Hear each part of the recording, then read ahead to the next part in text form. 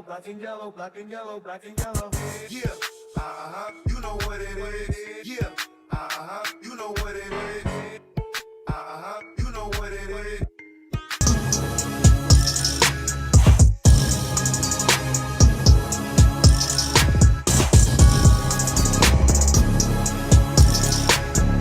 How do you plead? Madam, a god doesn't plead.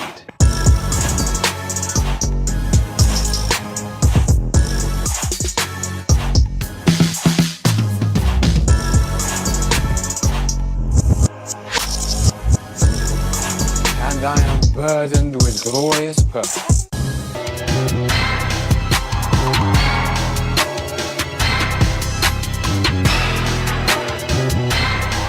Mr. Bond. James Bond.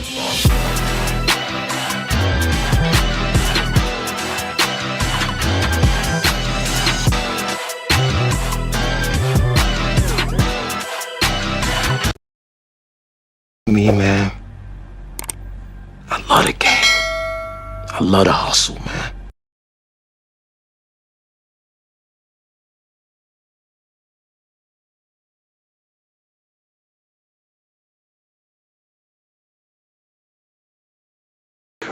There are two type of niggas in this world. There are niggas with guns and niggas with butter. Now what are the guns? The guns, that's the real estate. The stocks and bonds. Artwork, shit that appreciates with value. What's the butter? Cars, clothes, jewelry, all that other bullshit that don't mean shit after you buy it. That's what it's all about. Guns and butter, baby. Little dumb motherfuckers.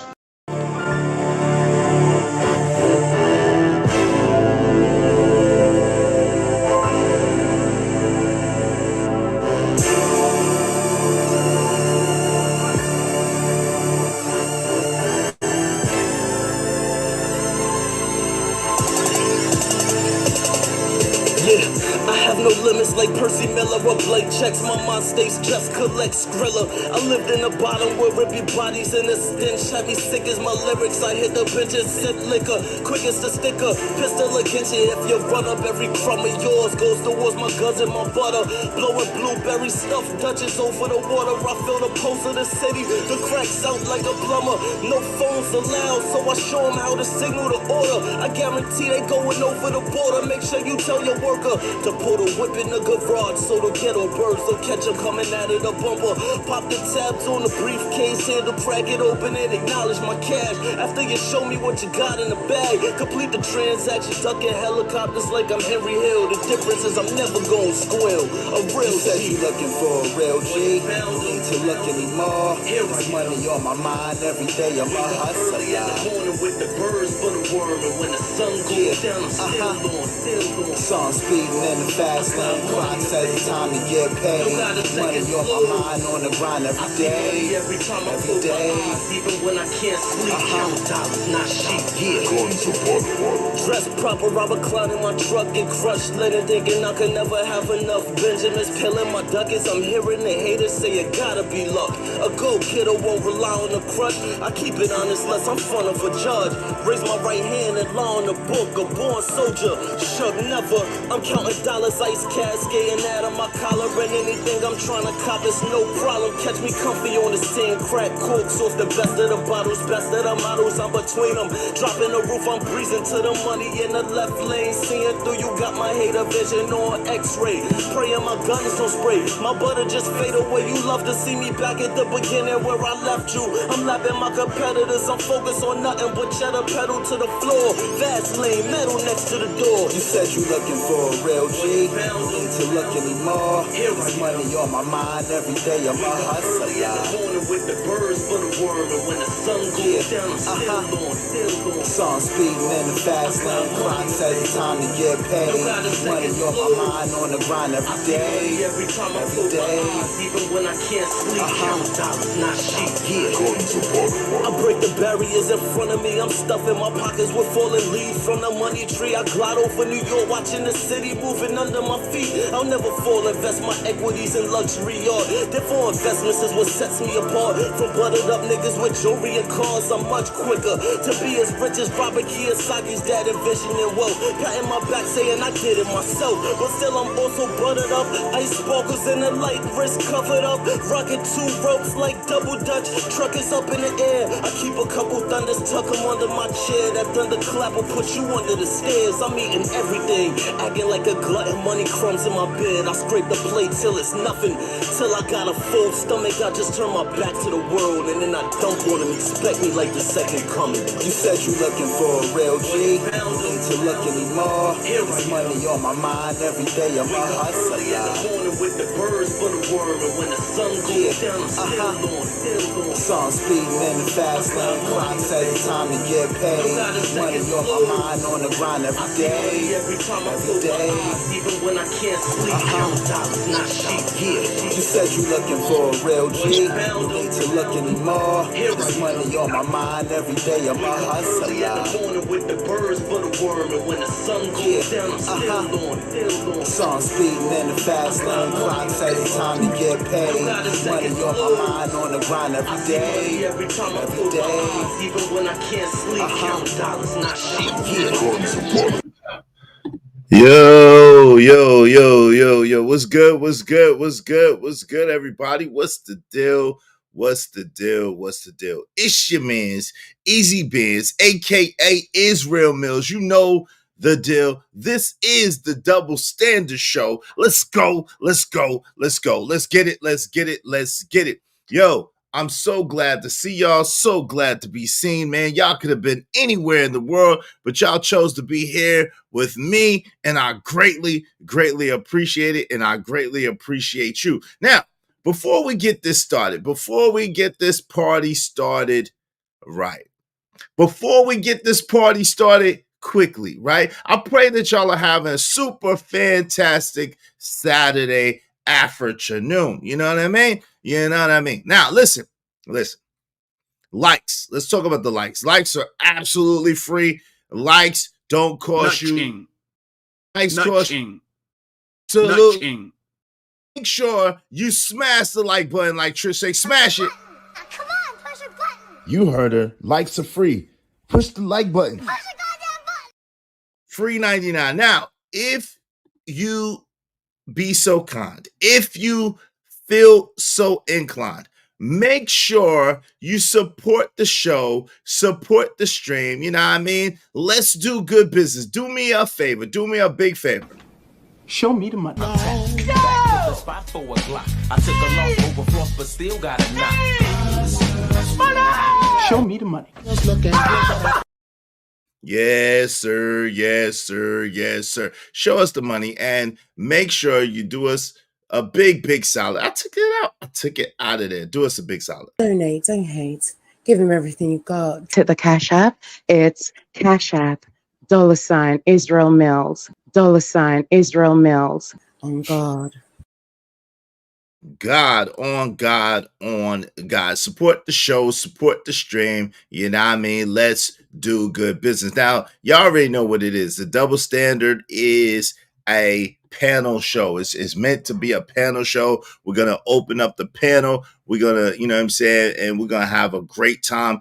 So today's topic is you can't test boundaries you don't have, right? You can't test boundaries you don't have. The real reason our society is doomed, okay?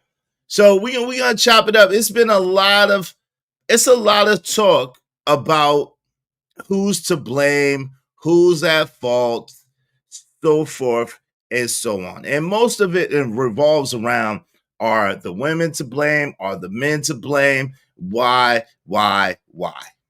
Cry baby. Shout out to Downline. That joy is crazy. Cry baby. Yo, so who's to blame? When? Who's to blame? Is it the men? Is it the women?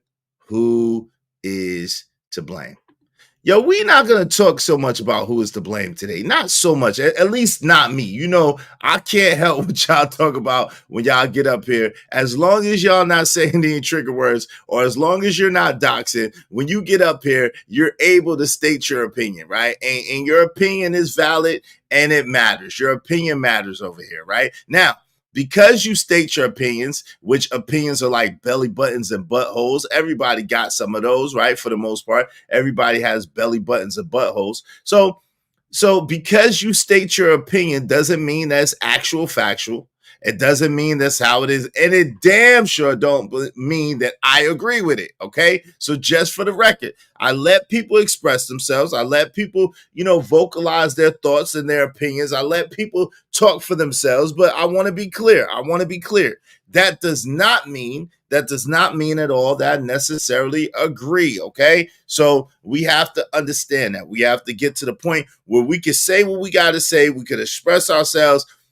We could chop it up, but y'all understand that just because someone says that over here does not necessarily equate to that's what I think or I feel or I'm with. Okay. So are we cool? We cool. Okay, good. Let me welcome some people in the building, because without you, there is no show. Shout out to my man, Emperor Kojak 313 the Great. What up, though? Emperor Ko, what's the deal? Yo, shout out to Abi Wardy, peace, Abi Wardy in the building. My man, Dan George, yo. What's good, Dan George? What's the deal? Good to see you. Liam Hughes, hey, how you doing? Boot Camp in the building. What it do, family? What it do? Classic Creole, salute, love. Good to see you always, Sugarfoot in the building. Classic Creole holding us down like steel. Appreciate you. Red Scorpio, what's peace? Red Scorpio, what's good? Yo, Prime is in here. What's up, Prime? What's the deal? Prime is in the building. What's going on, Prime? How you doing, family? Hey, TAC to BTC. Great day to you. Hey now. Always good when the Lockhart perspective is in the building. Grand rising to you as well. Great to see you, the Lockhart perspective. Glad to see you in the building. Pray all is well with you and your family. We don't get to hang out with the Lockhart's perspective that often. So it's always great when she's in the building. Shout out to her.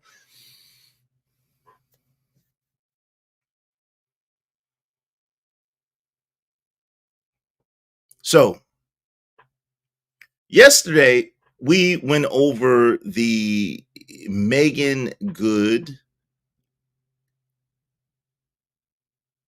Michael Ealy, and Jonathan Majors situation. What I noticed in that is most of the men, especially from really, let me keep it real. Most of the people that grew up in the same era that I grew up, 80s babies, most of us 80s babies saw that the exact same way, whether it was women or whether it was men. Now, there was a lot of pushback from the younger generations, it seemed like, and it was both men and women. And the pushback was, hey, it wasn't that serious. It wasn't that big of a deal. It's just a hug. It's just a hug. It wasn't that serious. It wasn't that big of a deal. Now, we had Cool Nerd, aka AL, that was through here. Shout out to AL. And he was trying to explain to us how we were basically tripping a little bit because it wasn't that big of a deal. And from his perspective, from his purview, it wasn't that big of a deal. You had people in here calling us insecure, dropping all kinds of ad hominem attacks because we saw it a certain type of way. We looked at it a certain type of way. Okay. Now listen. This is the thing. As an individual, you have a right to live how you want to live. Let me repeat that again because it bears repeating. As an individual, you have a right to live how you want to live. Now, the truth of the matter is no matter what you do, there is a consequence, or there is some repercussions that come behind no matter what you do, whether it be good or whether it be not good, whether it be for your best interest. Let's put it like that, whether it be for our best interest or whether it not be for our best interest, right? Because the law of nature, right, it says for every action there is an equal but opposite reaction, right? That's the law of motion, right? For every action, there is an equal and opposite reaction, right? Some say you sow what you reap, you get out what you put in. Okay, so make no mistake about it. Even if you don't believe in quote unquote karma, even if you don't believe in whatever, that doesn't mean that that law is not in effect. Your belief doesn't necessarily dictate universal law. Okay, universal law reigns supreme regardless. Kind of like gravity on earth, kind of like the law of lift, kind of like, right? So what's being said is what's being illustrated is no matter what you do, even as an individual, it has an effect, and that effect is going to reverberate. Now, this is the interesting thing. What most people don't understand is even though we are quote unquote individuals, we are a part of a collective. And again, that goes whether we recognize it or not, that goes whether we want to identify that or not, that goes whether we want to accept it or not. We are part of a collective. So even what you do as an individual has an effect on the all, on the collective. Case in point, the people who, for whatever reason, don't feel a part of this society or don't feel appreciated or don't feel. Now, if you self-delete, whether you believe it or not, whether you understand it or not, there are people that are attached to you. More than likely, you have parents. More than likely, you have, siblings or cousins, or you have some family members. Now, there are a rare group of people that don't seem to have anybody. Most of their family members passed away, or they're not connected to their family members. However, whether you believe it or not, whether you understand it or not, there is somebody here that loves you. There is somebody here that looks forward to talking to you, looks forward to hearing from you, looks forward to seeing you, whatever version of that it is. And believe it or not, you have a greater effect on people and people's lives than you understand. There's a lot of you who I may not express it, but when you're here, it makes me feel good because not only are you here and you're in the building, I appreciate you being here for the numbers. I generally be concerned about you and your well-being. So when you tap in and be like, yo, is la la la la la, I'm like, okay, that person's all right. That person's good. Yo, is boo boo boo. Okay, that person's good. That person's all right. So it makes me feel good to understand I'm counting on you, whether you realize it or not.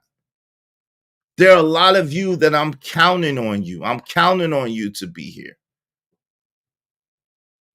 It makes my day to see you in the chat. It makes for a better show when you come up on the panel. And I appreciate it. And I appreciate you. So even though it may not be able to be expressed all the time, even though it may not be said all the time, best believe that you matter. Best believe that you matter, and what you do absolutely matters. Shout out to you, Classic Career. I greatly appreciate that, sis. You know that. I greatly appreciate that. Shout out to my man, Dan George. I greatly appreciate that, sis, for sure. Makes my day. Brings a smile to my heart. Shout out to my man. Speaking of my man, Raj Wills in the building. Salute. What's good? My man, Dan George said, Izzy Bands, we appreciate you too, fam. I need like 3 of me to make it through the day sometime. I understand, sis. I understand boot camp. Shout out. I understand that completely. Trust and believe me. I understand it. Yo, y'all make sure y'all like it. Tell a friend to come in. We about to turn up. Make sure that y'all already subscribe, but support the show, support the stream, you know what I mean? Dope discussions deserve dope donations. Compensation for the conversation.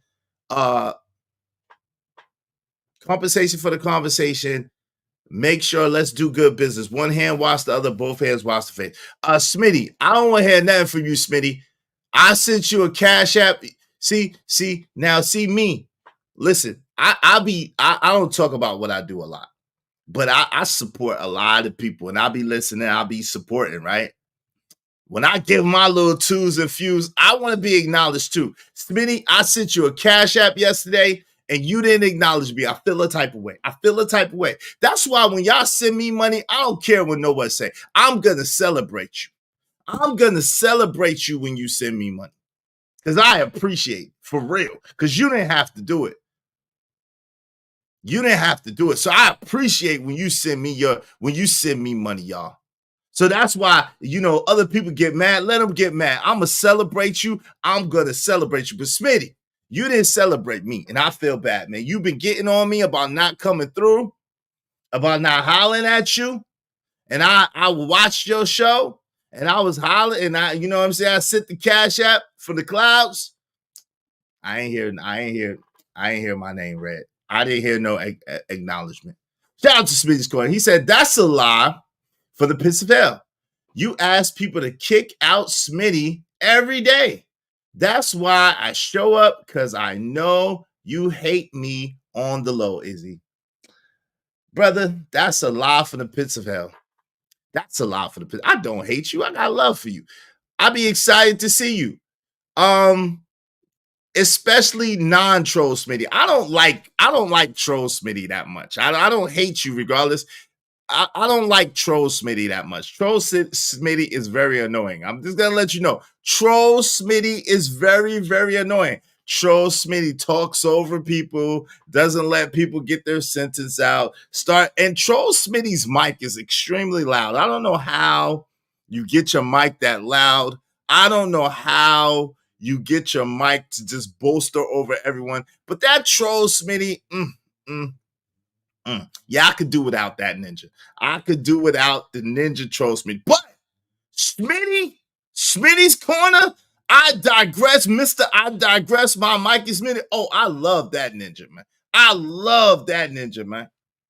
Smitty, strong Smitty, smart Smitty, educated Smitty that be pontificating upon life. Yo, I love that, brother. I love that Smitty. Troll Smitty, intellectual, smooth Smitty. I like smooth Smitty. Yeah, I like smooth Smitty. Yeah, that's the Smitty I like. Yeah. I don't hate you at all. The troll Smitty, you can just get rid of troll Smitty, okay? Just those troll Smitty away. It's no good. Oh yeah, I try my best since I'm always multitasking, even when you do them long ass straight.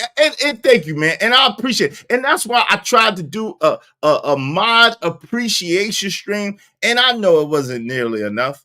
I know it wasn't nearly enough money, but I tried to do the best I could and with the people to celebrate y'all, because I really appreciate y'all. Thank y'all. Hey, Izzy Bears, how's the spring in your eye? Oh, my eye is doing better today. Thank you for asking.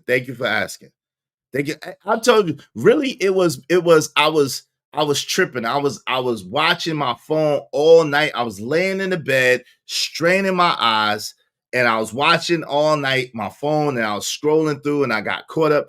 And that's not a good thing to do. That's not a good thing to do. So I ain't doing that no more today. Yeah, smoke the like button while you subscribe and pass this to a friend. Absolutely, absolutely. Yeah, I did, man. Yeah, I did. Yeah, look, whoa, wait, when? Last night, when you was doing the stream, when it was you and your girl and Bolo, and when I was listening, when y'all was trying to play detective, when y'all was trying to figure out who done it. That's when. That's when, brother. That's when. I sure did. I sure did. I sure did. Go check your cash out. Hey, Miss Lolita Gore in the building. What's going on? Oh, wow. Okay. Rest in peace to Dr. Ruth. So you say you want the you got to get in there. Shout out to Dr. Ruth. So you say you have heavy balls. Rest in peace to Dr. Ruth. Dr. Ruth used to be raw back in the day.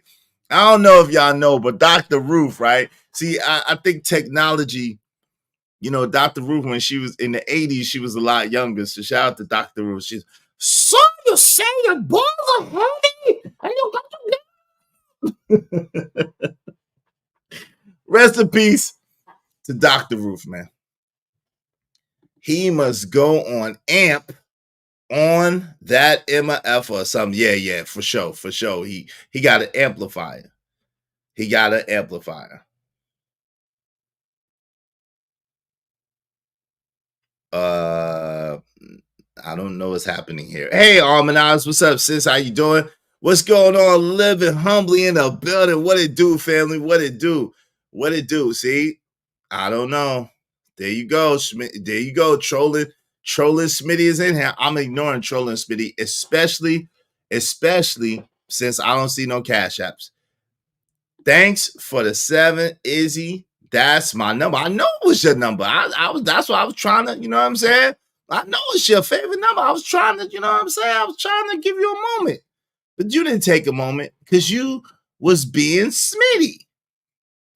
Yeah, Dr. Ruth believed in getting it in. Yes, she did. Yes, she did. Yes, she did. Rest in peace, Dr. Ruth. Yo, so they can't test boundaries you don't have. And see, this is the thing. While my man Bucket 88 is in the building, what up, Izzy in chat room? Had fun last night. Grr. Yeah, shout out. And this is volume 2. Shout out to you, Bucket 88. This is volume 2. And this is the thing, right? Y'all make sure y'all support the show, support the stream, you know what I mean? Even if y'all everybody put $5 a piece. Come on, man. Let the cash app ring during the stream. What's happening? What's up? So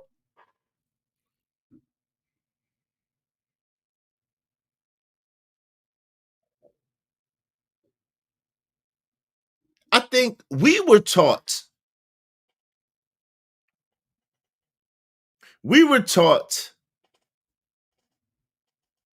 that if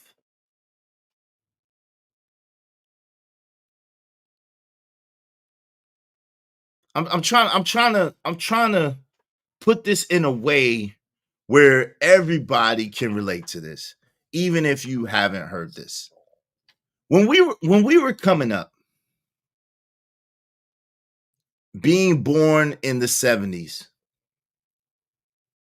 out of the heights of the civil rights movement, out of the height of coming out of quote unquote segregation, coming out of quote unquote Jim Crow, out of the height of the Voting Rights Act or whatever the case may be, coming into the free love movement from the 60s going into the 70s.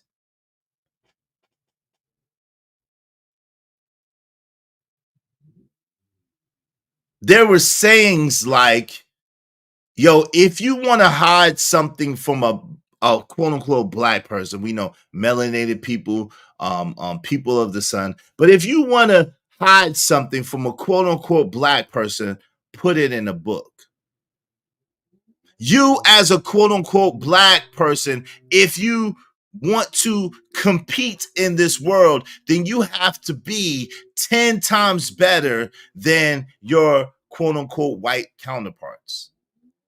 Now, I had the privilege, and I say privilege, not because there's some special species much different than ourselves, but because it's given me a perspective. I've had the privilege of growing up around all white people. When I was younger, y'all know that my parents moved from New York to Illinois and from Illinois to Arizona. And then from Arizona back to New York later, where I spent most of my formative years in New York, right? Back in Brooklyn. However, I think we spent maybe 3 or 4 years in Arizona. And in those 3 or 4 years, though I was very, very young at the time, I probably was anywhere from 4 until 8. So I think it was 4 years. I spent from the time I was 4 years old to the time I was 8 years old in Arizona. And at the time in Arizona, it was all white people. So much so that, like I said, it was only myself and my sister that went to this school. And there was one other black girl, quote unquote black girl, that went to the school. Her name was Ruth. I remember her to this day. And I was 5 years old, 5 or 6 years old when I went to the school. So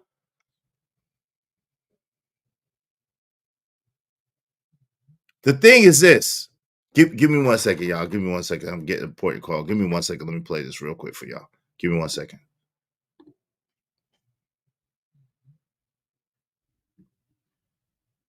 Yo, what's up, bro? What up, here? What's the deal? Hold on real quick.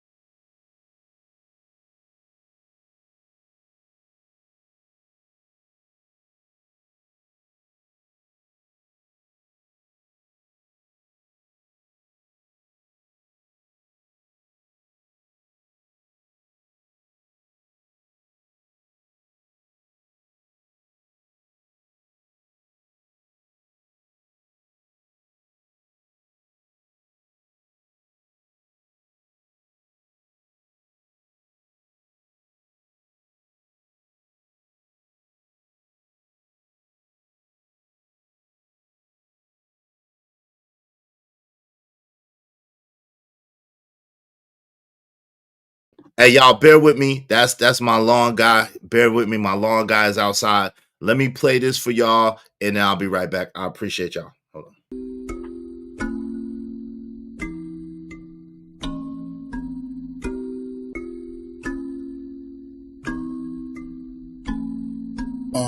I cannot fuck up the bands. You cannot fuck up my plans. I don't be popping no perks. I don't be fucking with Sands. Let mama lift up a skirt. She get it in with no hands.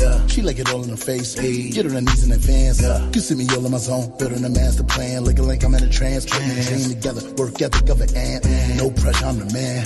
Weight of the world on my shoulders, but I got a treasure in my hand. Travel shows heading out to France. Life said you grind, make your fans. Tap told me just create your man. Play said watch niggas, they hate your guts and still shake your hand. Whoa, if it's no money to make, no, I cannot fucking relate. Whoa, these niggas fucking with Jake. No, don't hit my number, you fake. Top down, top down. I was trying to work with you, no nigga, not now. Jealousy, I get your shot down. Seeing when I put the top down. No need to talk about it. Not just be about it. Yeah, I heard about it. Now I'ma see about it. Oh, that's a dime, I'm talking big thing. Caught my eye when I slipped in. My cup of tea, I'm talking Lipton. Now we lit. No need to talk about it. I just be about it. Yeah, I heard about it. Now I'ma see about it. Now I'ma see about it. Yeah, I heard about it. Now I'ma see about it. Try and get more chips till I need a fortress. About to flip a mortgage. Should the car, got the horses. Got the horses. For the bosses. Shit I seen to make you nauseous. So we move with the torches. It can't be too cautious. Everybody eats, but it's all about the portions. Will could build a mansion, but Rick can build your coffin. Appreciate the small wins. Learn to count my losses. Before I made $1, I was sitting on a fortune. No need to talk about it. Not just be about it. Yeah, I heard about it. Now I'ma see about it. Oh, that's a dime, I'm talking big ten. Big ten. Caught my eye when I slipped in. Slipped in. My cup of tea, I'm talking Lipton. Lipton. Lipton. Now we lit. No need to talk about it. I just be about it. Yeah, I heard about it. Now I'ma see about it. Now I'ma see about it. Yeah, I heard about it. Now I'ma see about it. Post some up. Post some up. Post some up. Post some up. We getting lit, man. We getting lit, man. Yo, shout out to Prince Castro. Shout out to Prince Castro lit then. Hey, man. Thank y'all for y'all patience. I apologize about that. I had to get with my my lawn guy. Shout out to my lawn guy. Salute. You know what I'm saying? I had to get with him real quick. So thank y'all for y'all patience. Shout out to Victor Hart in the building. My man Trucker Yell is in the building. What's up? Abi Wodi's in here. Okay, since Izzy is getting the grass cut, y'all please hit the like button. And y'all's way likes are free. Yeah, likes are free 99. Hit the like button. Thank you. And then also, please hit the Cash App. Support the show. Support the stream. You know what I mean? Dope discussions deserve dope donations. Compensation for the conversation. So, and I'm going to open up the panel. This is a panel show. So give me a minute. I'm going to open up the panel. Give me a couple of moments. I'm going to open up the panel. But let me just get this out, because if once I open up the panel, I may not be able to get it out. And I don't know if y'all notice, I try to, when we have panels, I try to fall back and moderate and allow people to talk. Now, if I have questions, if I think something is unclear, or I think that people are not really articulating the point to the expression of the audience really understanding, then I'm gonna ask qualifying questions. Then I'm gonna interrupt the black. Hold on 1 second. Or if someone say something so egregious that is just too egregious to let it rock, I'm gonna speak up on it. All right. But other than that, I really try to fall back and let, you know what I'm saying, y'all that come up on the panel, y'all rock. You know what I'm saying? It ain't no problem to me. It don't cost me nothing. Y'all know when I come up on y'all panels, especially my guys, I don't try to take over. I just let y'all do what y'all do, man. And, you know, I just enjoy being there. So shout out to the other content creators. Make sure y'all subscribe to JD 1975. Let's help JD get to 500 subs. I think last time I checked, he was at 447. So we got to do a better job. Let's help JD get to 500. Y'all subscribe to my man, Kojak 313 the Great. His gaming channel. I see you, Kojak. You putting up more videos. Kojak got a lot of videos up there right now. Y'all check them out. You know what I'm saying? They're pre-recorded videos. So go ahead and check out Kojak 303 the Great. My man, Stanley D-Rock, The Block, Corey Love, and of course, Angry Man. Y'all know what it is. But so I have the privilege of being able to grow up and been in the situation where I've been around all white people. And of course, growing up in Brooklyn, I've been around all black people for the most part. Like Brooklyn, when you get into the inner cities, is very segregated, right? It's very segregated. We don't really think about it and we don't really process it like that, but it is. The only time that you really see white people in New York, if you're in the inner city part of New York, especially someplace like Brownsville, is generally your teachers. Your teachers will be white people that drive in from somewhere else and they come in, and those are your teachers. But they don't live in your neighborhood. They don't live around you. You're nowhere near your teachers. Never. You know what I'm saying? Now that used to be a thing. Let me say that, because when I was coming up in Brooklyn, there was abandoned buildings and stuff like that. Now there's no such thing. Everything is taken. There's buildings everywhere. Even the abandoned building next to my building, they renovated it, all of that. So let me just say that. I'm just talking about when I was coming up. Now, there's a lot of, I hear people who are not really around white people like that, and y'all have a lot of misconceptions. It's like I guess it's like they are when they are just looking at us from the outside looking in, and they're not really interacting with black people, so-called black people, then they have this perception. And I'm gonna start saying melanated people. I'm gonna start saying people of the sun, so we can get it right. Okay. So when they interact with melanated people, right, people of the sun, then they have a different ideology because they understand that at the end of the day, we're all people. At the end of the day, most of us just want a safe environment for us and our families. Most of us want just to be able to live a nice quality of life, whatever that means to you. Most of us want a nice domicile or shelter and some decent transportation. Like most of us want, you know what I'm saying, just to live a good quality life, whatever that means for you as an individual. Most of us just want that, and that's what we have in common, right? Shout out to Big Blue Deja. What's going on? How you doing? Good to see you. Emperor Code said, when we wanted to know where the crack house was, we followed the white people in the hood. Oh Lord. Right. Back in the day, only whites we saw were our teachers and the dope suppliers. Wow.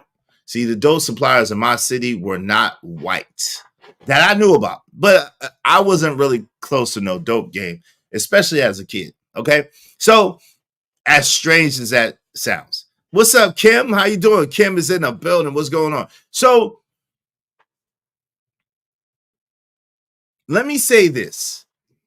This idea that black people, this idea that people of the sun are so much more hypersexual than white people is ridiculous.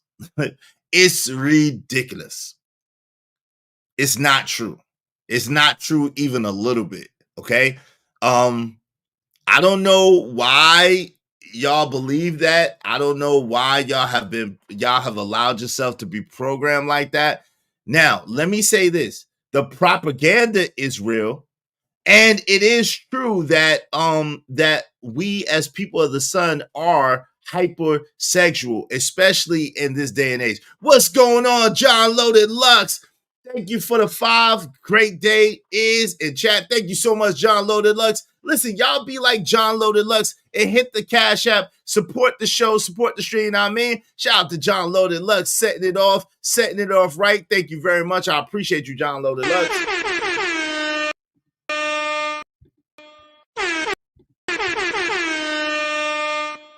Yeah.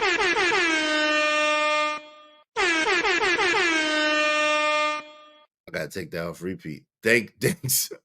I appreciate you. Thanks, man. It don't matter what the situation. I'm just trying to climb any obstacle a nigga facing. See it through in due time. It's a marathon, you gotta pace it. You can't press rewind, you get left behind. Just grind and the rest be fine. No matter what the situation. Yeah, I'm gonna be honest. Oh, shout out to Razone. Hey, peace and abundance. Peace and abundance to you, Razone. Good to see you. Razone is in the building. I'm gonna be honest with you, Emperor Cole. Emperor Cole said, white boy Rick used to visit my grandma's tenants. I would sit in his drop tops and pretend to be driving while literally bricks of dope in the back seat and trunk. Wow. Now I'm gonna be honest with you. White boy Rick, shout out to my man Trucker Yell. Thank you very much, Trucker Yell, for setting it off right. Y'all be like my man Trucker Yell. Thank you very much, Trucker Yell. I appreciate you. Thanks, man. Make money, make money. When shit hit the fan, we'll take money.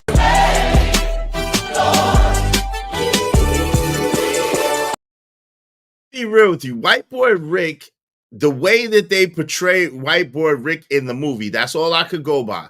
All I could go by is the movie that he allegedly co-signed, right?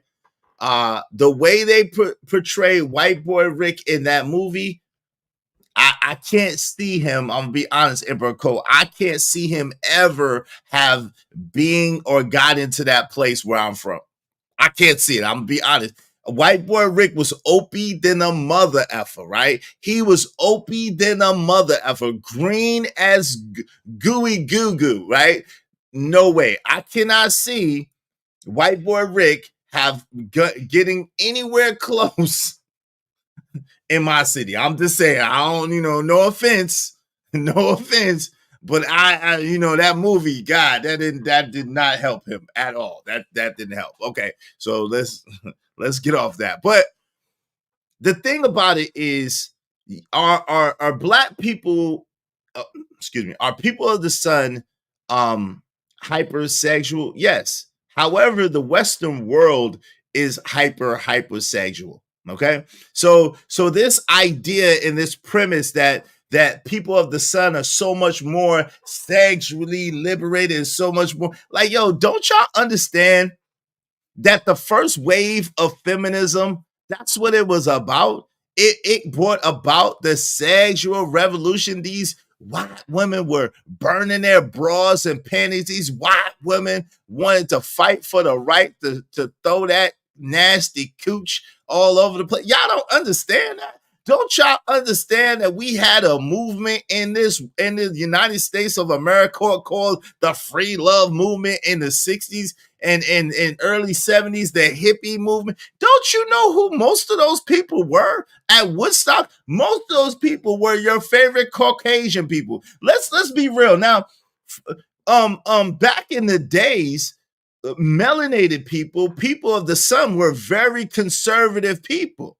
I don't know if y'all understand, if y'all don't even know this. Yo, back in the days, to get a sister of the sun to perform, you know, fellatio was like pulling teeth on a day. Like, yo, sisters of the sun were by and large, I'm not saying there weren't no exceptions, but I'm talking about as a group, sisters of the sun up until the 90s were considered prudish. They were considered very prudish. They were considered very prudent. They were considered very vanilla when it came to sex and when it came to sex activity. Most of the quote unquote freaks were white women. The freaks that came out at night, the freaks come out at night, the freaks come out, the freaks come out. Those were white women. Most of the quote unquote street walkers were white women. At least in my city, 40 Deuce on 40 Deuce, meaning 42nd Street. Now it's like Disney World to y'all, but I don't know if y'all know, but 40 Deuce back in the days used to be the stroll. 40 Deuce back in the days in New York City used to be the stroll. They used to have peep shows up and down the strip. You know, you put a quarter in, they do a little show, and they close it up on you.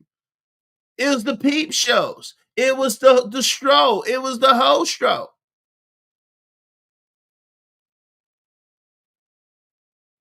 It was white women, mostly, that was out there selling that.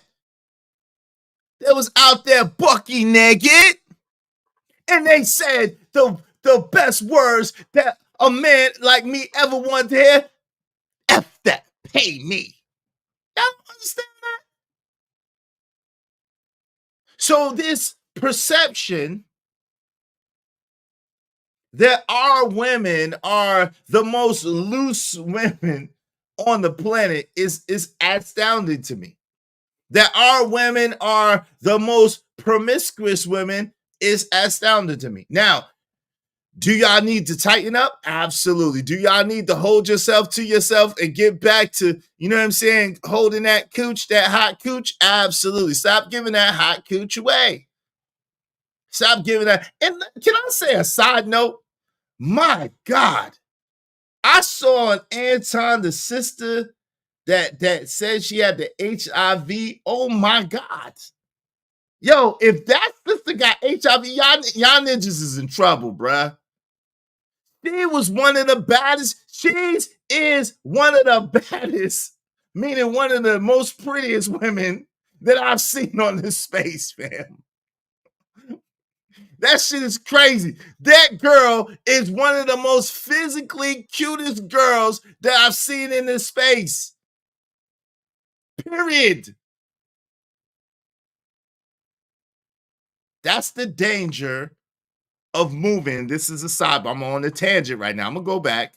This is the danger of moving on what you see and what you see alone. I know, Kim. That's the point. Kim, that is the point, Kim. That's the point. That's the point I'm making. That it doesn't have a look.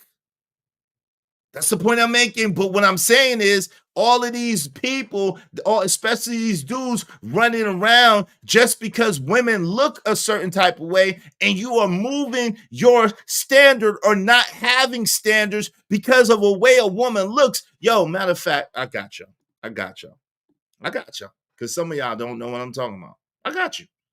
Don't worry. Your man Izzy Benz got you. I'm a man of the people. I got you. Y'all need to understand something. Nigga, what? Nigga, what? Yo, nigga, if I was single, I would be in trouble. If I was single, if I was a dude that didn't have control of myself, and this is what I was talking about the other day, I'd be in trouble because this girl right here, out of all the women that I've seen, as far as the way that she looked, this is definitely my type. Let me just be honest. If y'all ever wanted to know what Izzy Band's type that look, if it was a type, this girl is it. Let's get to it. Here we go. This girl right here. Check this out. Fair use. How did I feel when I found out? Well, how did you find out for the audience? Because I'm familiar, but they may not be as familiar. And then again, guys, before she answers this, I put all of her information inside of the description of the video. Look at her dimples. Look at her smile. Look at her eyes. That's her hair. Nigga, what? Yo, I'd have been in trouble. Look at her dimples, her smile, her eyes, her hair. She is a very, very cute girl. Very, very cute. And she looked clean. She looked well put together. She would have got me.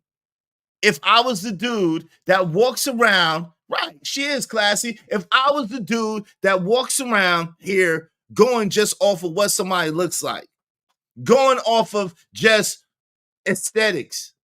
And this is what I'm trying to get y'all to see, man. Yeah, she fine. She fine with that package too, nigga. She got that package, nigga. God bless her. May God heal her. May God heal her. She has that package, nigga.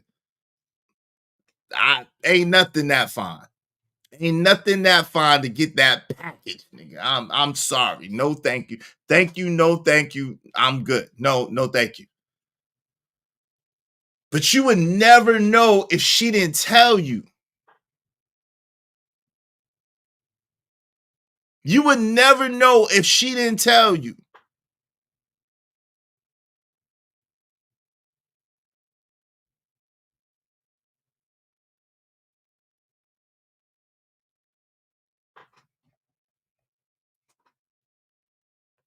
Well, I'm getting somewhere. I sidetracked real quick. I sidecarred, but we're getting back on the road. I'm just saying, y'all. I'm just saying. When you are a man and you operate just strictly off what you see, you are handicapped. When you are a man and you operate just strictly off what you can see, you are handicapped. If I was the type of dude who, because women look like that, and I know a lot of women who look like that. Let me just tell you, I know a lot of women who look like that, in that mold like that. She's a very pretty girl. I know a lot of pretty girls, right?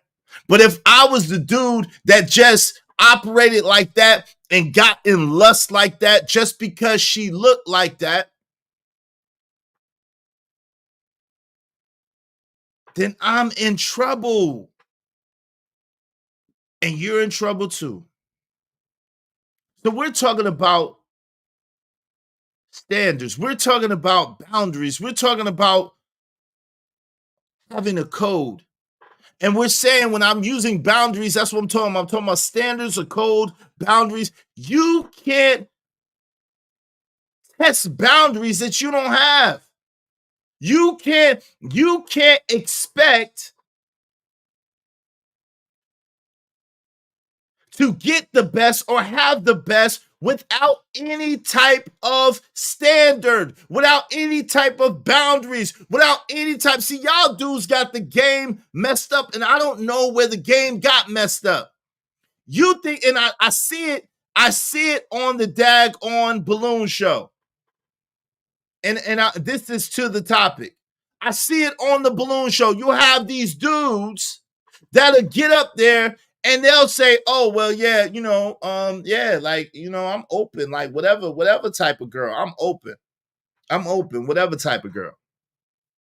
Yeah, I would, yeah. I would definitely go after her. I'd definitely go after her. Like, yo, what? Now, and then the one dude that bucked against the system, shout out to him. Now, he caught a lot of slack. He caught a lot of heartache and pain. However, you got to give him that he kept it trill. Nah, you don't qualify. You don't qualify, sis. I'm sorry, you don't qualify. Nah, I wouldn't try to talk to you at all. No, if I see her in the streets, that's a hard pass. Yo, listen, them girls, you know what's funny? Shout out to Angry Man. Angry Man reviewed the same one that the dude Aaron the plumber was on, but he reviewed it before that. And he went to the dark-skinned brother, saying that was his shape or whatever. And all them girls popped their balloons on that ninja, right? All the girls popped the balloon. Brother was in shape. Brother had a good job. Brother was clean looking, you know what I'm saying? And all the women popped the balloons on him. And they were saying, "Oh, you're handsome butt. Oh, you handsome butt. Oh, this butt. You're handsome butt." And even him that had a standard of health from a perspective of looking a certain type of way, being in shape, prioritizing what he was eating, right? Even him, he didn't have any standard, or he was afraid to say about a standard as far as a woman. What type of woman would you allow to be in your midst? Chalk, what are you talking about? I don't think no man is handsome. What are you talking about, Chalk? What are you talking about? Don't disrupt the show. What are you talking about? Shout out to you, Chalk. That's just crazy. The plumber was handsome. What are you talking about? No man is handsome to me, and that's not at all what I said. So stop it. Jesus, Jiminy Crickets. Y'all need to clean the wax out your ears. So, shout out to my man Teddy P. No discipline might lead you to the blue waffle. That's a bar. Yo, that's a bar, Teddy P. And no one wants the blue waffle. Oh, wait, that's the wrong one. Bars.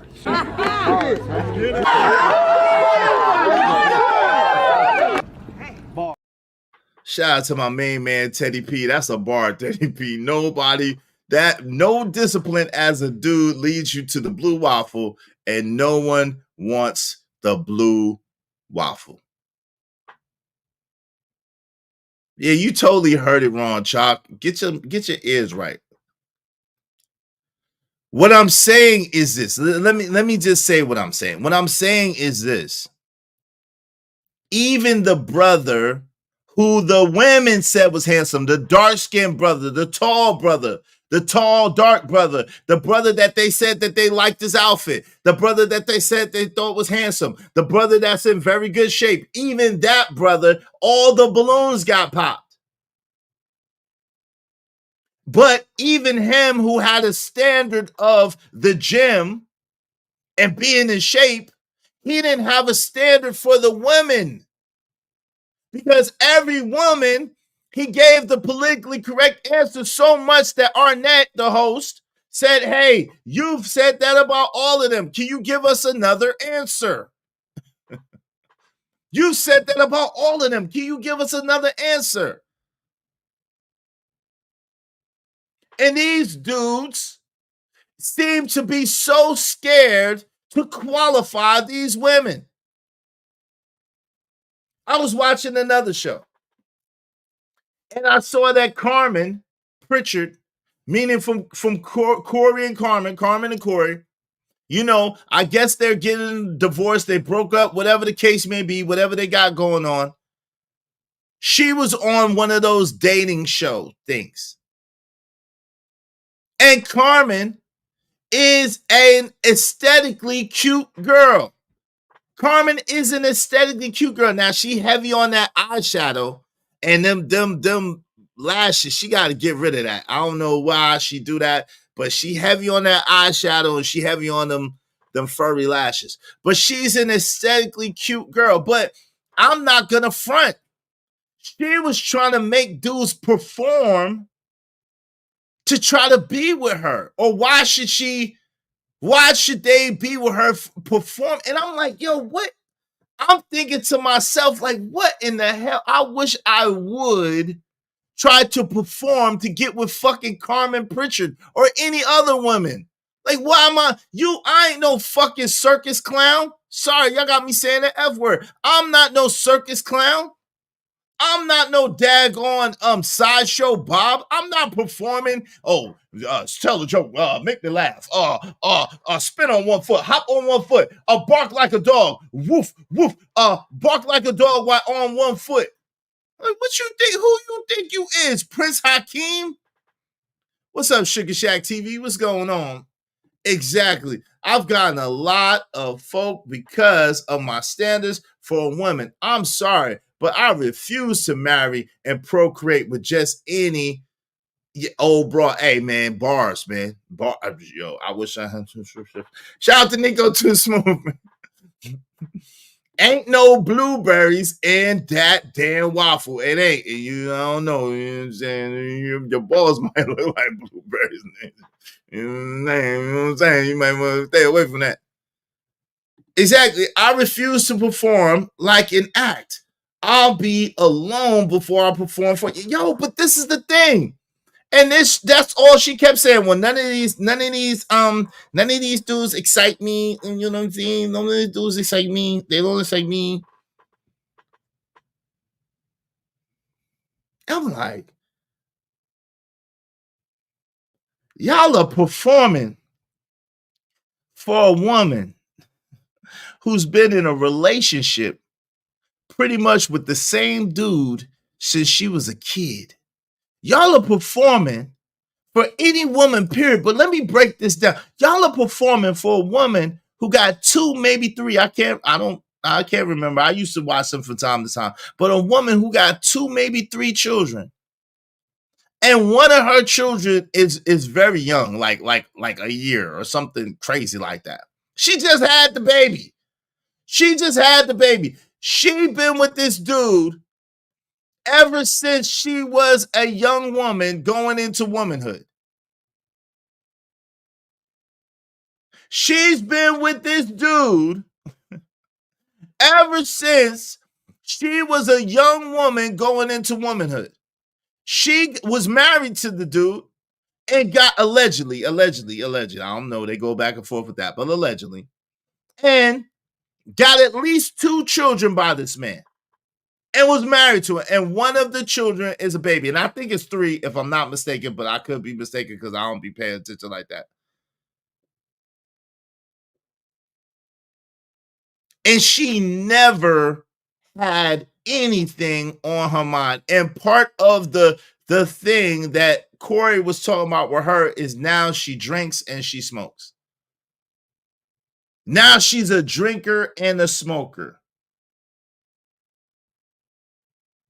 And she been heartbroken by this dude that's been her dude ever since she was a young, and you performing to be with this girl. And now I seen another video, and I don't know who, because I don't keep up with this stuff.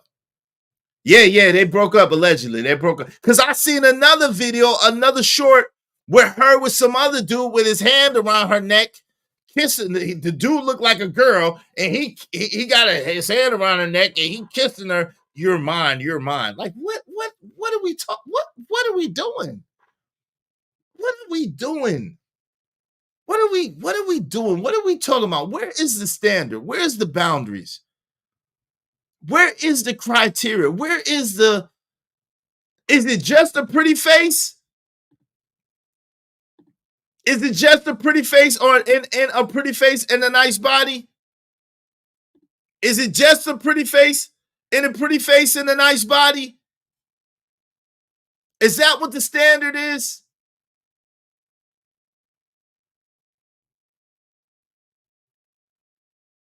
Is that what the standard is?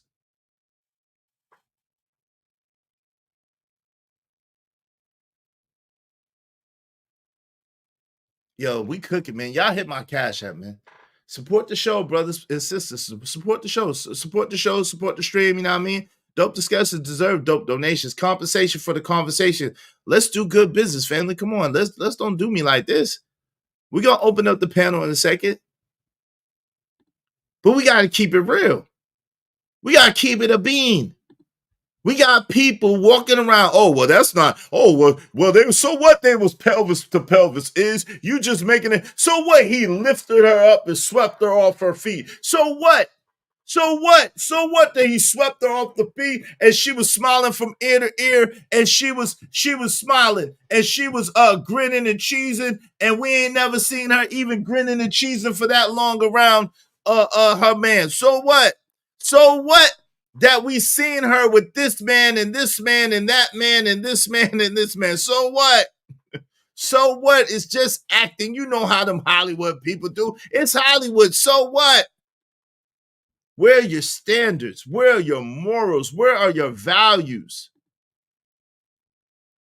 And people want a freaking doggy bone and a biscuit. Oh, we don't believe in disciplining our children. Nigga, what?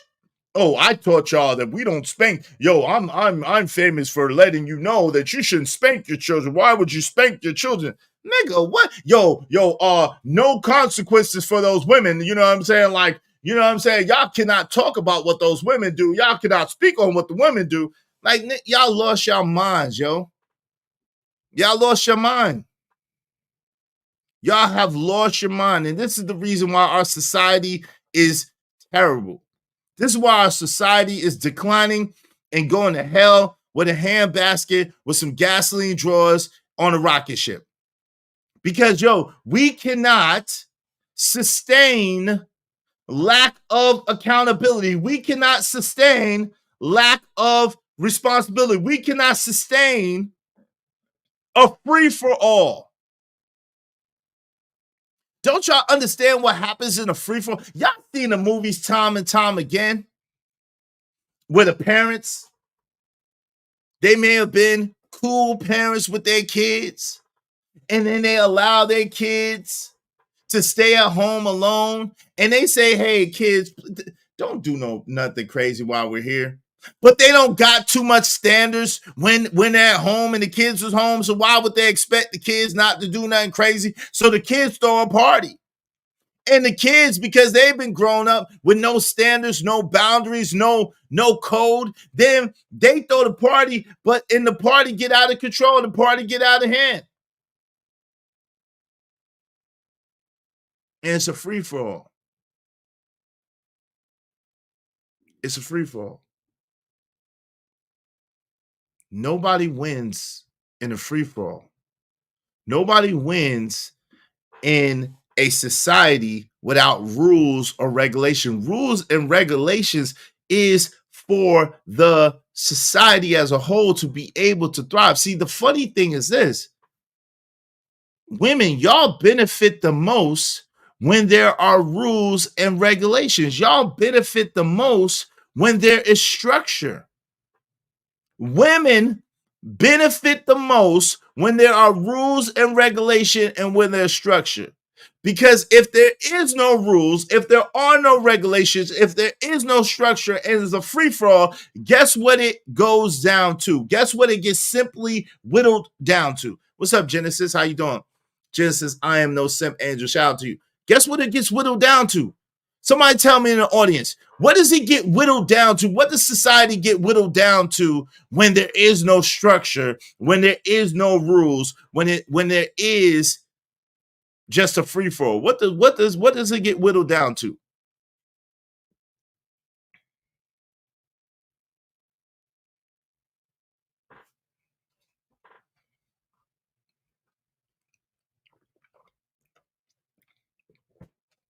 Chaos and nothingness. What do y'all think?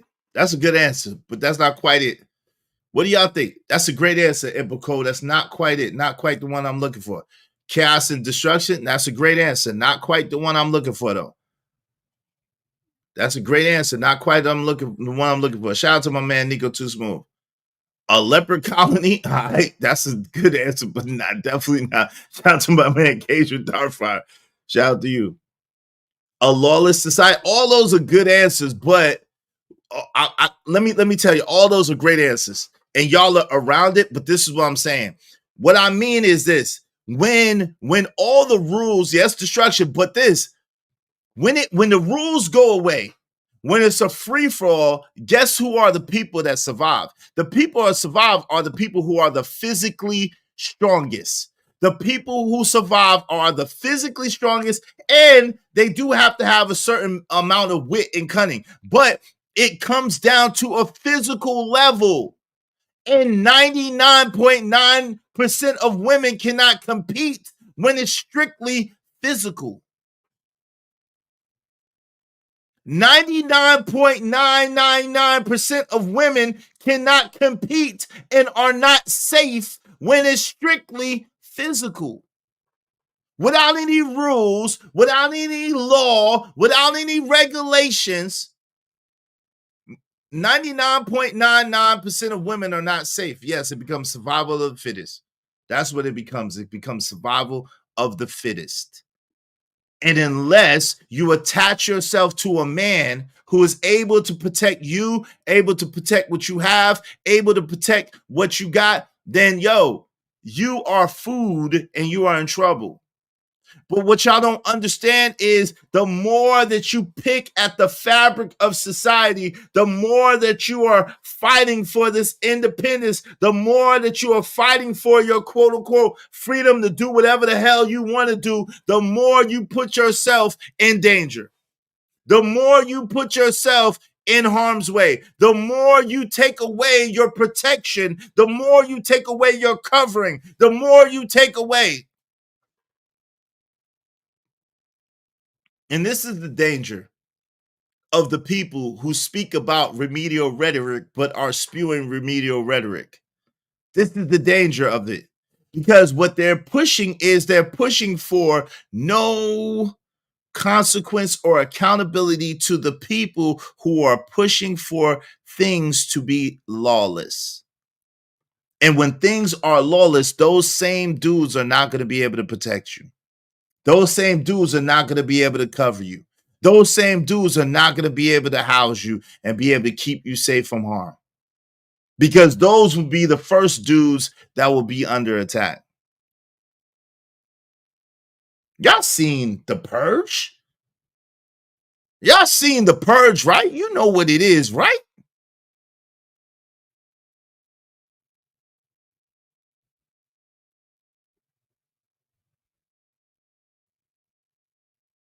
The danger of not having any boundaries, not setting any standard,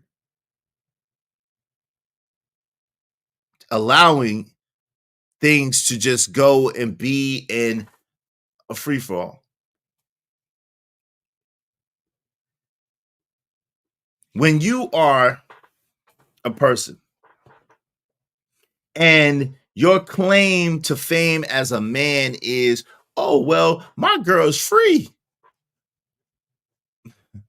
My girl free. I'll let her do what she wanted to. And the women are, well, my children are people and they have minds and ideas of their own. And why should I stifle their creativity? We've seen it. If you're a man that allow your woman to do whatever she want to do, then you have a Jada Pinkett. And if you're a woman and a man that allow the children to express themselves and get in their creativity and get in there, then you have a Willow and a Jaden Smith, which is confused children running around without any real identity or any real concept of anything. And it's just a free for all. And eventually the woman is destroyed, the children is destroyed, and the man ultimately is destroyed.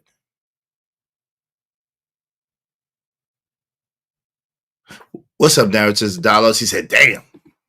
Jay Lewis said, my granddaughter said I was being Inspector Gadget because I asked her where was she going. She said she has boundaries. You would have thought I asked her for her bank account. Oh, Lord. Well, how old is she, Jay Lewis? How old is she? Shout out Jay Lewis in the building. She said, shout out to Iz and the Ismailite in the chat. Shout out to that. But we've seen this. We've seen this. We've seen this, and we see how this goes.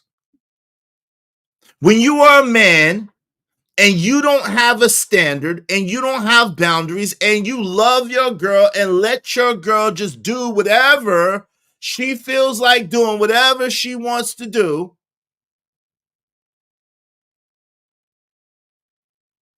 $19. Yeah, she's not grown yet. Whatever she wants to do, whatever she feels like doing, whatever, then number one, your life as a man is a living hell. Let's just keep it real. Let's just be honest. When you allow your girl to do whatever, 9 times out of 10, she's going to Megan Good you. Her instinct is to do what makes her feel good. Her instinct is to do what makes her feel good. And because her instinct is to do what makes her feel good 9 times out of 10, that is not going to be something that you would want your woman to do. And it's going to make you look goofy, like Megan Good made Jonathan Majors look goofy because he felt goofy. You could clearly see how uncomfortable he was. The man was fumbling and bumbling with them damn glasses in that bag, trying to calm himself down, because if he, make no mistake, if he would have made any kind of aggressive motion, any kind of aggressive action, he's out of here. He's on probation and he's already a woman basher in the public persona. So he's gone. So he knew, he was cognizant enough to know that he couldn't show any signs of aggression, any signs of anger, any signs of feeling. But he was in his feelings 1,000%. 1,000%. Oh, he was mad. Oh, he was mad. He was mad. She's like, you mad? Oh, he was mad. Oh, you know what I'm saying? He was on some. He's angry. You big man. You wanna argue? I can't argue with you. You mad? I can't argue with you. No. Look at you. Look at you. You mad? Look at you. You big man. Yeah, he wanted to argue, but he couldn't. He wanted to argue, but he couldn't. He was big mad. He was 1,000% mad. He was big mad. What's up, Plain Jane of Baddies in the building? I like the laws. If they get tougher, that's fine with me. I want protections for women and children to reign. See, now that's not the same thing. That's not the same thing. You can't be, see, this is, see, do you see how you can't reign and be protected too. You can't reign and be protected too. Let me say that again. You can't reign and be protected too. What do you mean by that? Is because the president does have the army and in the Navy, the military. A king does have soldiers. What do you mean by that? Is what I mean by that is that's why they say heavy is the head that wears the crown. He who makes the rules has to accept the consequences. He who makes the rules has to accept the consequences. And in order to be protected in the way that you're talking about, that means that you are the lesser vessel. Let's just be honest, because you need the protection.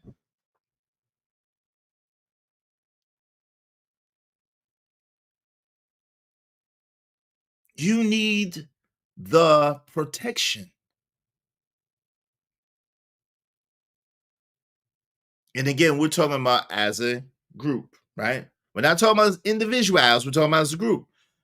Shout out to Jay Lewis. She said, great topic. Thank you so much, Jay Lewis. I appreciate it. Y'all be like Jay Lewis and Trucker Yell. Y'all support the show, support the stream. You know what I mean? She said, great topic. Thank you so much, sis. I appreciate you.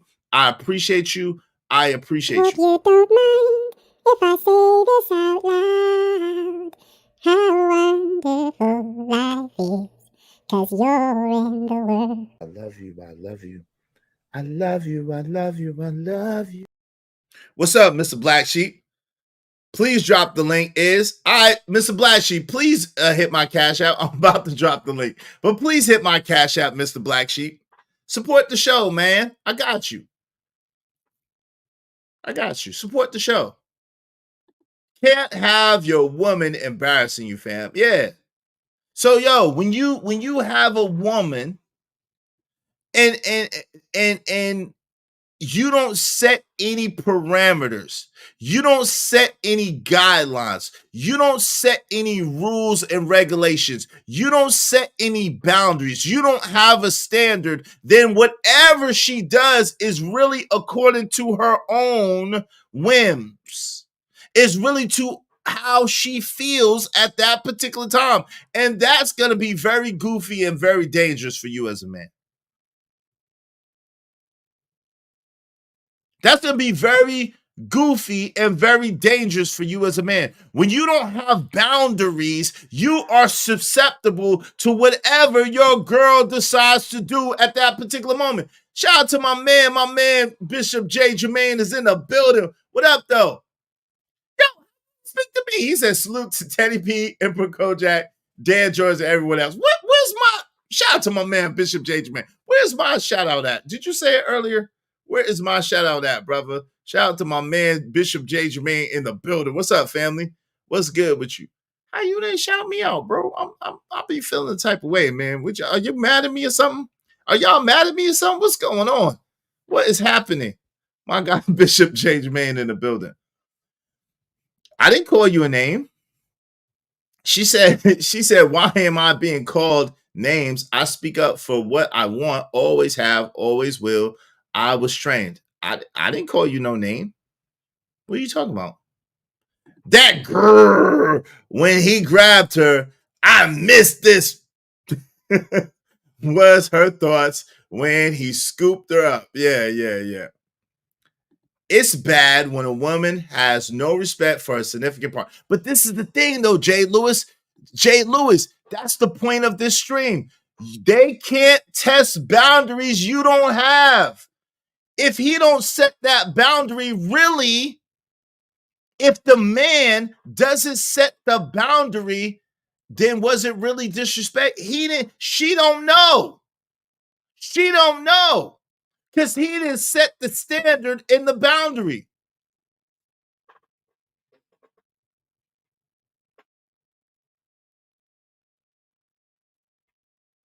You understand? You can't test boundaries that I don't have. So, Jay Lewis, this is the thing. Let's just say you was my partner, right? I don't set a boundary for you. I don't set any standard before you. I don't have any conversation with you at all that says, yo, I'm going for this. I'm going for this. I'm not having this, and this. I'm not having it.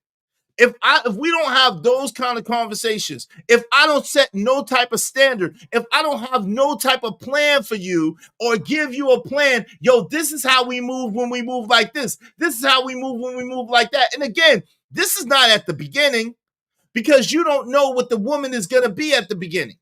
But once y'all get to the point where y'all decide to be a couple, y'all decide to be together, standards have got to be in place. But I'm going to give you an even better one.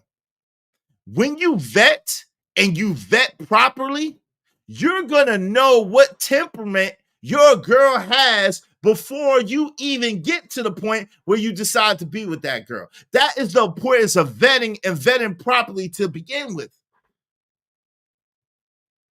So absolutely. Yes, absolutely. Right. So, Easy Bands, do you think that's the main issue in today's dating market, quote unquote, where women would get into relationships but are not in the relationship? Yeah, and I got to admit, I think that that's men's fault. If I had to put it at the feet of men, if I had to put a fault, I would have to say it's at the feet of men. The reason why I say that is because, listen, if we don't accept it, if we ain't going for it, they ain't gonna do it. If and this gotta be the majority. If the majority of men said, yo, you know what? We are not going to accept anything less than ba, then women would have to comply. So that's where I think these dudes kind of have it misconstrued. As an individual, these dudes are wrong. As an individual, these dudes are wrong. Yes, you should operate a certain type of way and have a certain type of standard for your life. Absolutely. However, what I'm saying is to find that woman is going to be a lot harder when you are the only one or you are one of few men who have a certain type of standard or a certain type of boundary. If most of the men as a whole say, yo, you know what? We not giving no more peen. We not giving no more resources. We ain't giving shit until y'all get in line. And this is what the line is. Boom, boom, boom, boom, boom, boom, boom. That's when things would change. So if they're talking about collectively, if these dudes are talking about collectively, they're right. But this whole idea of I'm him and this him thing is stupid. And it's never going to make any change. Because, of course, you're going to be able to find, if you operate a certain type of way, yeah, and you vet right, you are going to be able to find certain women that's going to be able to comply. But this idea that if you're him, you can make any woman act, y'all are liars, yo. And I don't care what you say, you're a liar. If you are going around here saying, yo, if you're him and you're a certain type of dude, you can make any woman follow you, that's a god doggone lie from the pits of hell. That's a lie, yo. It's not true. It's a lie. It's not true. It's not true. It's no such thing. And I broke it down before, but you have leaders and you have to have different type of leaders because everybody doesn't follow under the same leadership patterns. Shit, people don't even learn the same.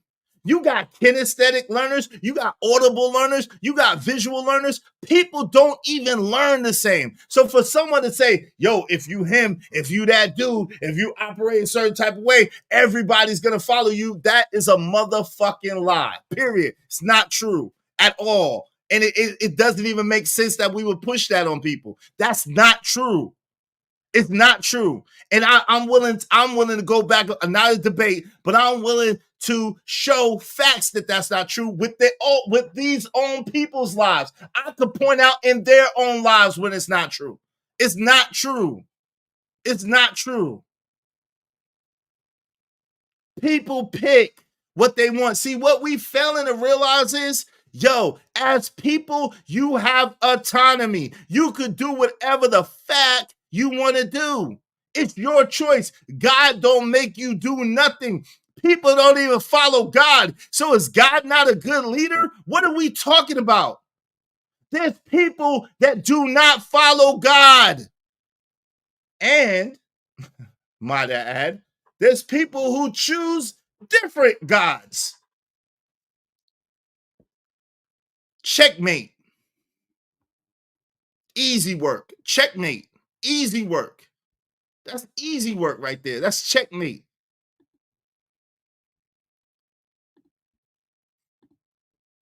Shout out to my man, Bishop J. Jermaine. Twin.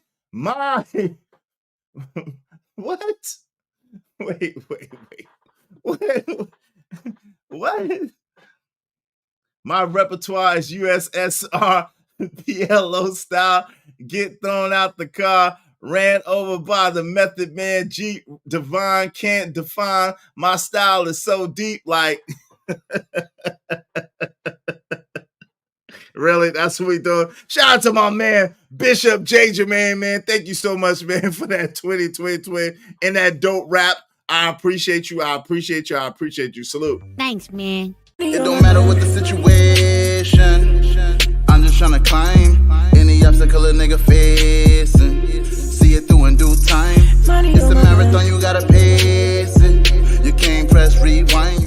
Hell no, I ain't no damn drizzle. Yo, shout out to my man, Lord ADS. Thank you, Lord ADS, for that twin, brother. Thanks, man. I got money.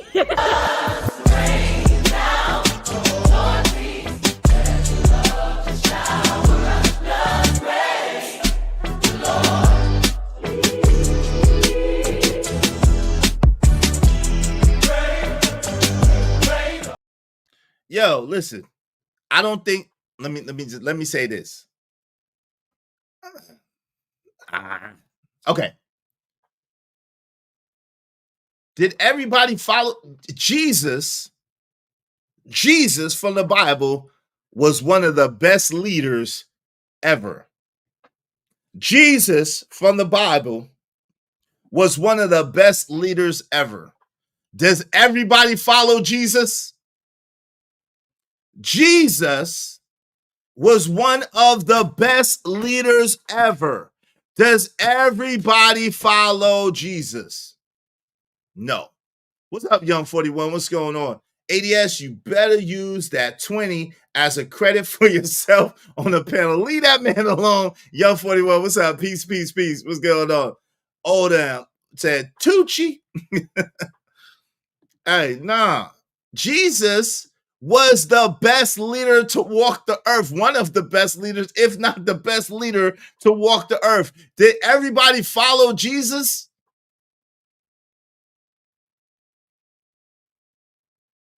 So again, this idea that if you're him, if you're that dude, then anybody's gonna follow you is not true. It's not true. It's not true at all. Not even close to true. However, if you do hold yourself to a standard, if you do have boundaries, if you do have something about yourself, if you do invest in yourself and make yourself the best that you could be, then guess what? You're going to attract someone who will be willing to follow. You're going to attract someone who will be able to follow. And those people who don't follow, those people who don't hold themselves to your standard, guess what? You're going to get rid of those people. You're not going to allow those people to be around you. That's what you would do.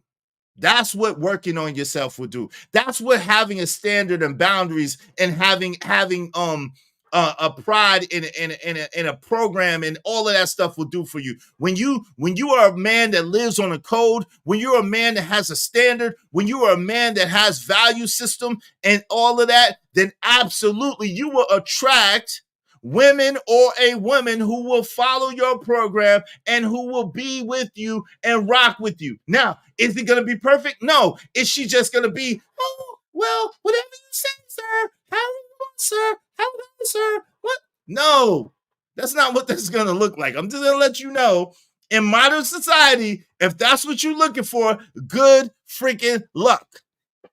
Good luck. Because let's just be real. You think for a second, just on a natural level, let's take away everything he's done that's evil.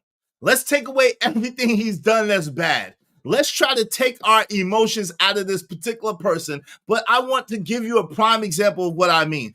Do you think for a second that Diddy is not a good leader? Do you think that Diddy is not a good leader? By the definition of leading, do you think that Diddy is not a good leader? What's up, CBP 1012? Happy Saturday to you too. Absolutely. Peace be upon him and peace be upon. Sorry, Easy Bands. I'm listening to records right now. Shout out to you, man. You don't think Diddy is a good leader? Like you said, you have to set standards. Exactly. I'm asking y'all. Y'all help me understand. Do y'all think for a second that Diddy is not a good leader? Shout out to Pac 925. He has a plan. That's obvious. He had a plan. He had a vision. He had a dream. He was able to sell his vision and sell his dream. He's charismatic. He is what else? He is what you don't think, Young 41, you don't think that Diddy is a good leader? Not in the sense, hold on. Now let me clarify so y'all understand what I'm saying. Not in the sense that he's leading people for good, but what I'm saying is he is a leader. Let me ask you, that's what I mean. You don't think that Diddy is a leader? Let me just say that. You don't think that Diddy is a leader? He is inspirational, he is motivational, he is charismatic. Yeah, not good. Yeah, you're right. Not good. I mean, you don't think that he's a leader? A leader. That's what I meant. Not good. Y'all right. Right. Because you do have good leaders and bad leaders. That's exactly right. If you do have leaders that lead people for good and are good leaders, and you have leaders that are good at leading but lead people for bad. That's just a fact. Yes. That's exactly what I'm trying to say. Emperor Kojak. Diddy is a good leader of bad acts. Bars. They say, right, yes, he is. So what I'm saying to you is, because you're good at leading doesn't mean that everyone is going to follow you. It's just not going to happen. Not that Diddy is on the level of Jesus, because he's not. Jesus was a phenomenal leader, had a phenomenal program, had a phenomenal message, and everybody doesn't follow Jesus. Diddy had his plan, had his vision, had his dream. Everybody's not following Diddy.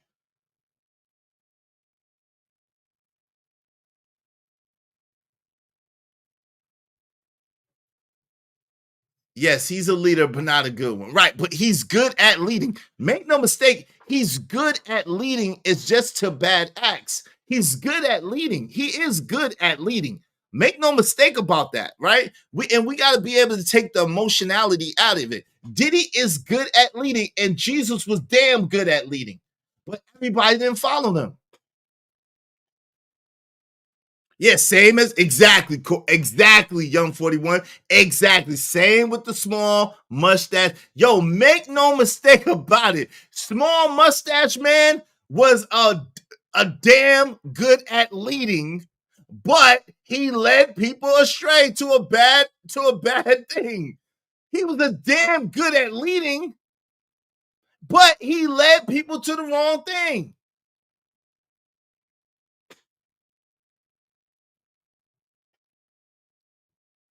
So we can't. Oh, do not mistake. Diddy still got millions of followers.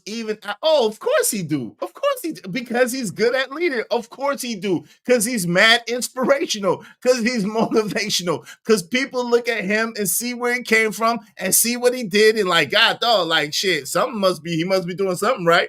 Come on, man. Let's be real. Ooh. That's a good question, Cleveland bus driver uppercut. Ooh, wait. Is Satan a leader? Woo-hoo-hoo. I gotta think about that. Give me a second to think about that one. That's a good question. Jesus definitely is a leader. Of course, Jesus definitely is a leader. That's a dope question, though. Give me a minute to answer that. Let me bring some more people smarter than me up here. Let me drop the link so some people smarter than me can come up here, and maybe anybody smarter than me want to answer that question first, because I gotta think about that. Oh, come on. Okay, come on, Jay Lewis. Who is Small Mustache Man? Oh, I know now. Okay, Jesus. Please, nobody put that nigga name in my chat. Nobody put that nigga name in my chat. Nobody, please and thank you. I think I got that nigga name blocked, but still, do not put that nigga name in my chat. Satan is also a leader, a good leader of bad acts. Yo, I gotta give me some more time to think about it, but I'm gonna drop the link because I want to know what y'all have to say. I want to know what y'all think about it. I'm gonna drop the link. Give me 1 second. Let me drop these Cash App links first. Y'all make sure y'all hit the Cash App, support the show, support the stream. And then, you know what I mean? And we're gonna get to Nico Too Smooth says Satan is an effective leader.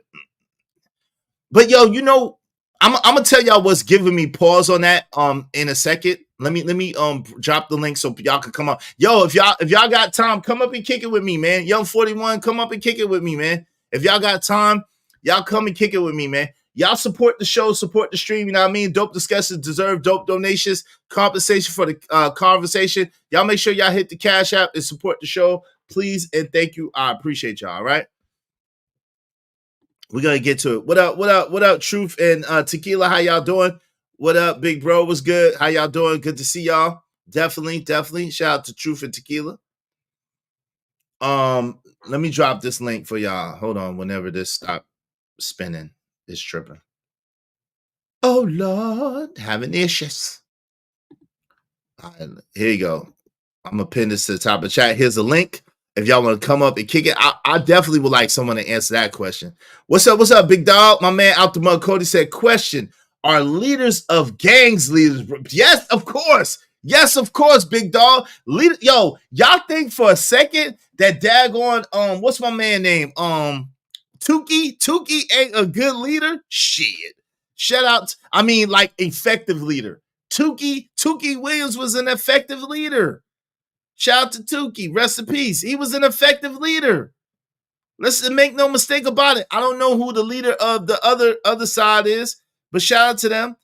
Yo, y'all think for a second the leader of the Bloods wasn't an effective leader? Absolutely. Or whatever else, you know what I'm saying? Whatever else organizations. Those people were effective leaders. They were effective leaders.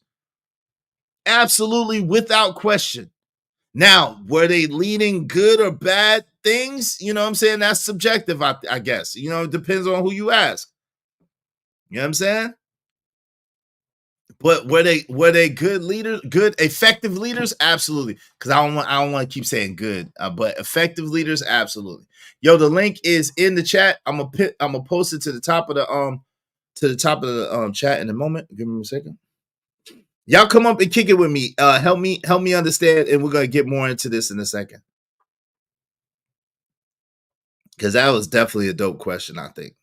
All right, the link is pinned to the top of the chat, y'all. Link is pinned to the top of the chat. Yeah, Tukey Williams from I know that. I'm talking about the other side of that. OGs are definitely leaders. Yep. I would agree. I would agree with that. I would definitely agree with that. Yo, my man, Black Man Unfiltered in the building. My brother, what's going on, my brother? How you doing, man? Good to see you always, Black Man Unfiltered. Hey, listen, y'all more than welcome to come up. Come on up and kick it with me. Let me know what y'all think about this. All right? Morality has necessarily nothing to do with leadership. Oh, bam. I think you're right about that.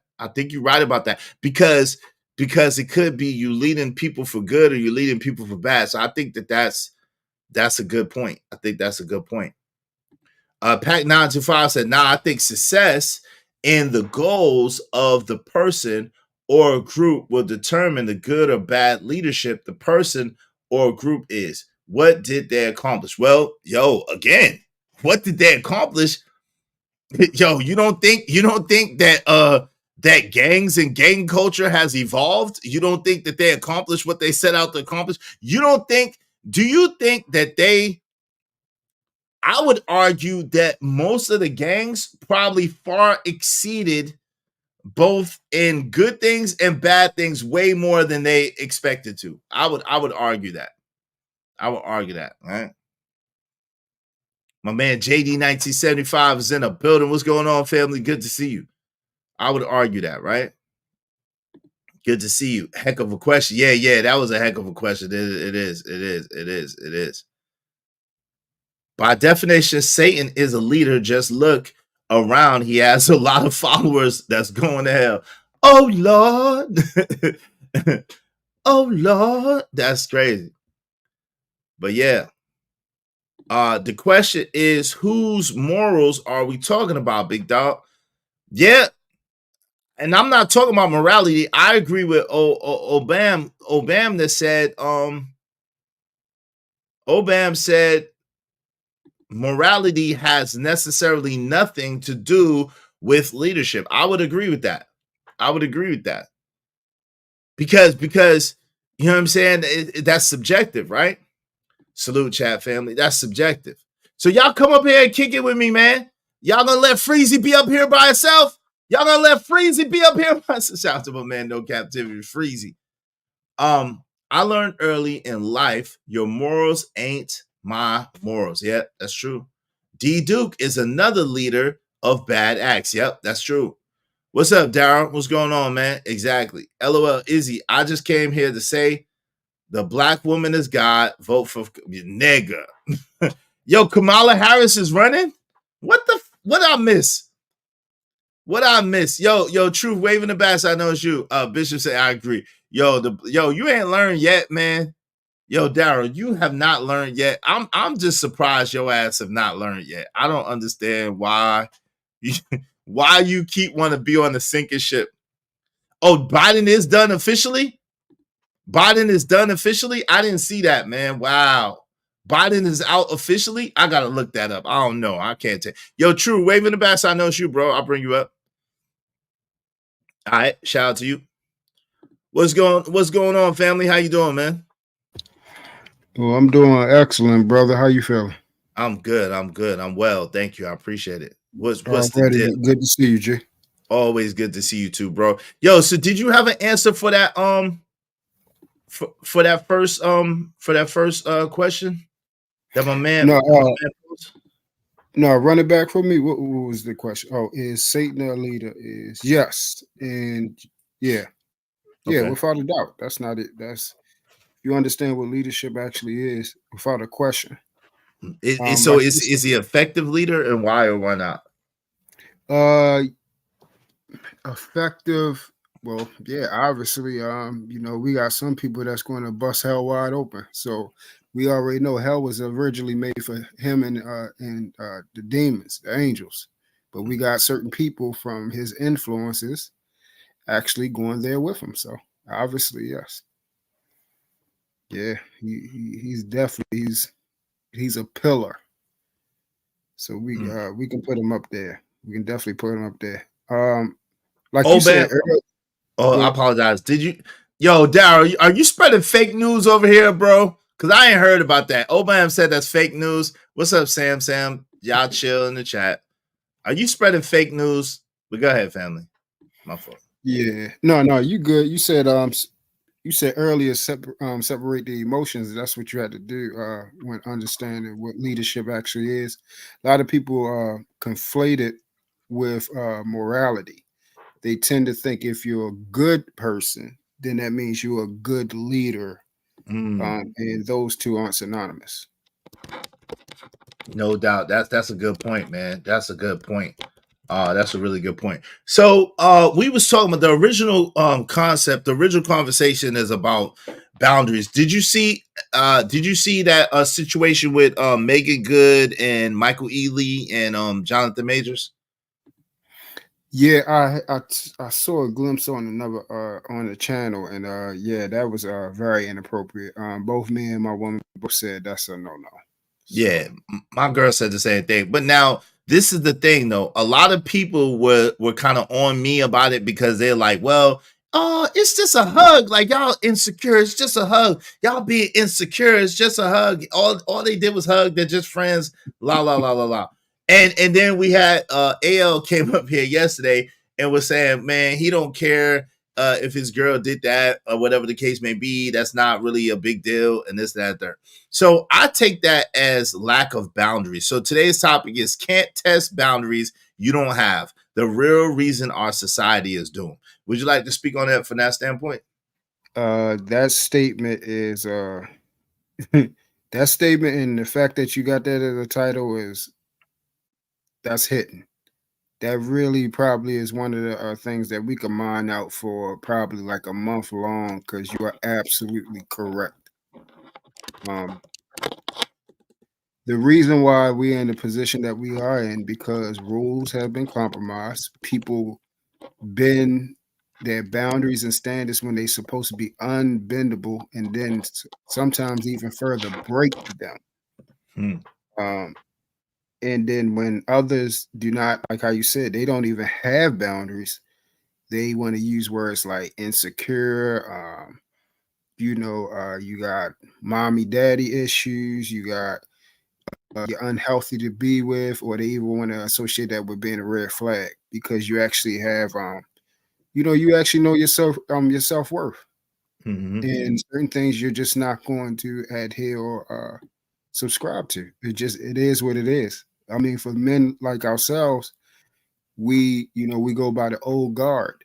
You see what I'm saying? And back in the day, women automatically knew if you have a man, it was just not becoming for you to be physical with another man. They used to call it like the church hug. It ain't no grab me all up, feel me, and all this type of stuff. You get a hug or a handshake, or a distant nod, because it was just a nod. Yeah, it was a respect thing. So, yeah, exactly. So, shout out to my man Calvin Cook. He said, "London Bridge is falling down, my fair lady." Shout out to Calvin Cook.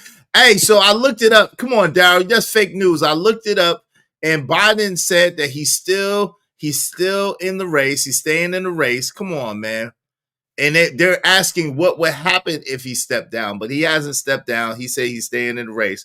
So for right now, Daryl, that is fake news.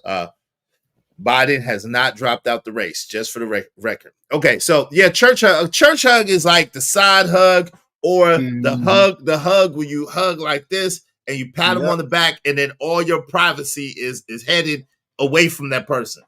Your privacy is headed away from that person. That's a church hug, in case y'all didn't know. So this plain Jane of Batty seems to disagree with us. She said the hug was not inappropriate. Friends hug. Michael is married. He did not break his vows. Megan Good is single and did not cross any lines of a friendship in the biz. Yo, that's why you are not marriageable. I'm just gonna let you know. If you're not married, this is why you're not marriageable. And if you are married, I'm gonna pray for that poor bastard. Okay.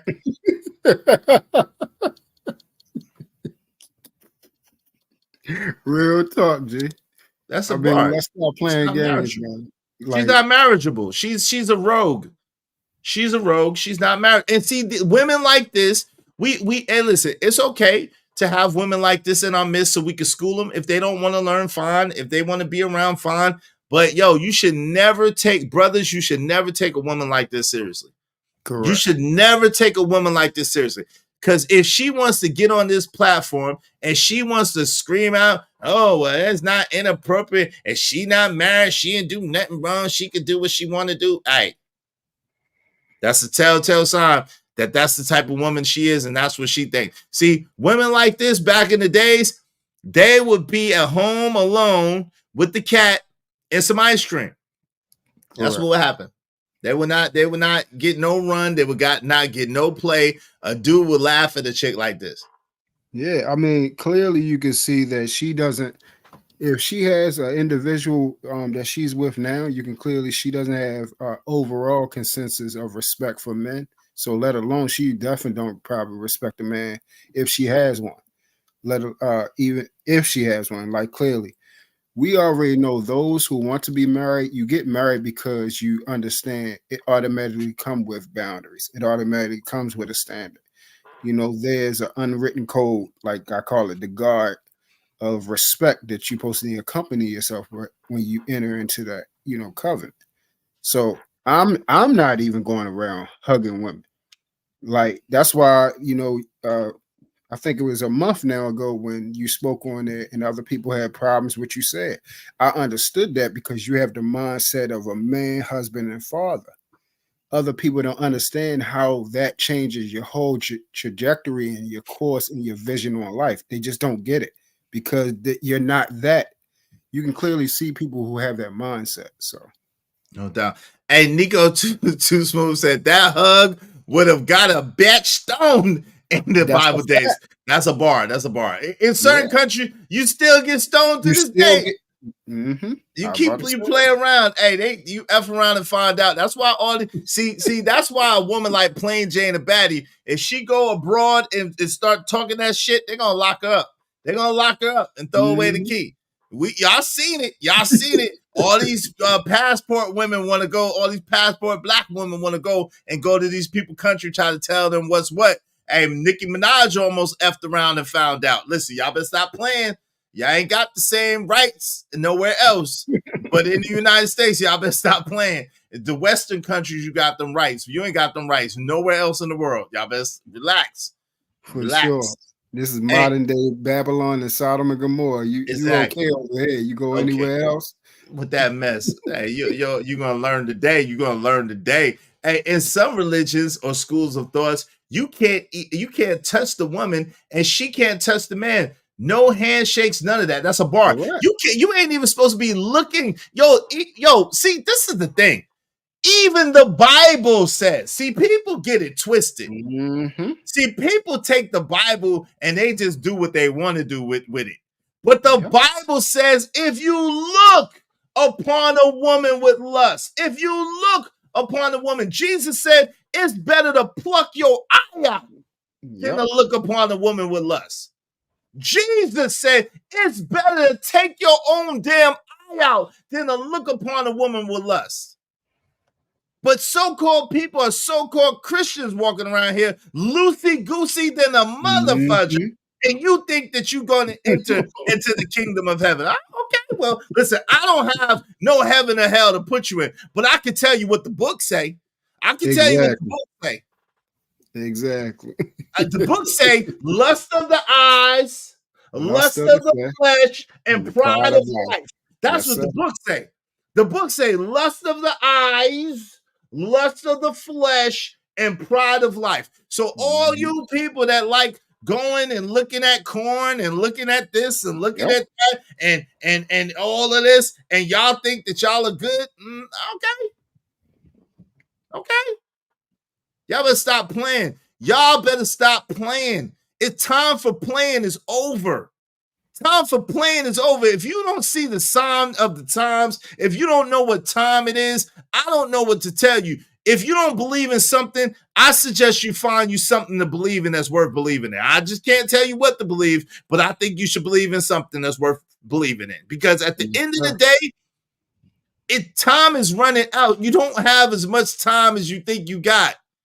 And you out here playing. You out here doing whatever the hell you want to do, whenever the hell you want to do it, and you think everything's going to be all right. That is not what this thing is about. That is not what this thing is for.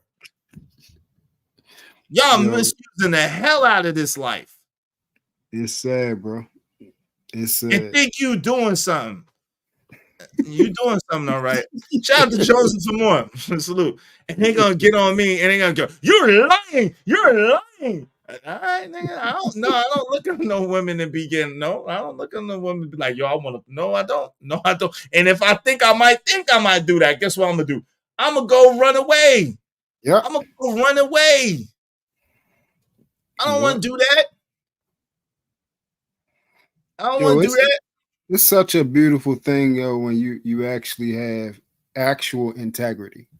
So many people talk about it, bro. They talk about it, but they don't understand it's best shown when people ain't around and you still choose to do the right thing. I was questioned. I was asked, they asked me, they was like, so true. You telling me you would not sleep with this girl if your woman, let's say your woman would never find out Nobody would never know. You still wouldn't sleep with her. I don't believe you. I was like, no, that's because you would sleep with her. You don't have integrity. You would sleep with her because you believe nobody will find out. I serve something higher than myself that sees everything.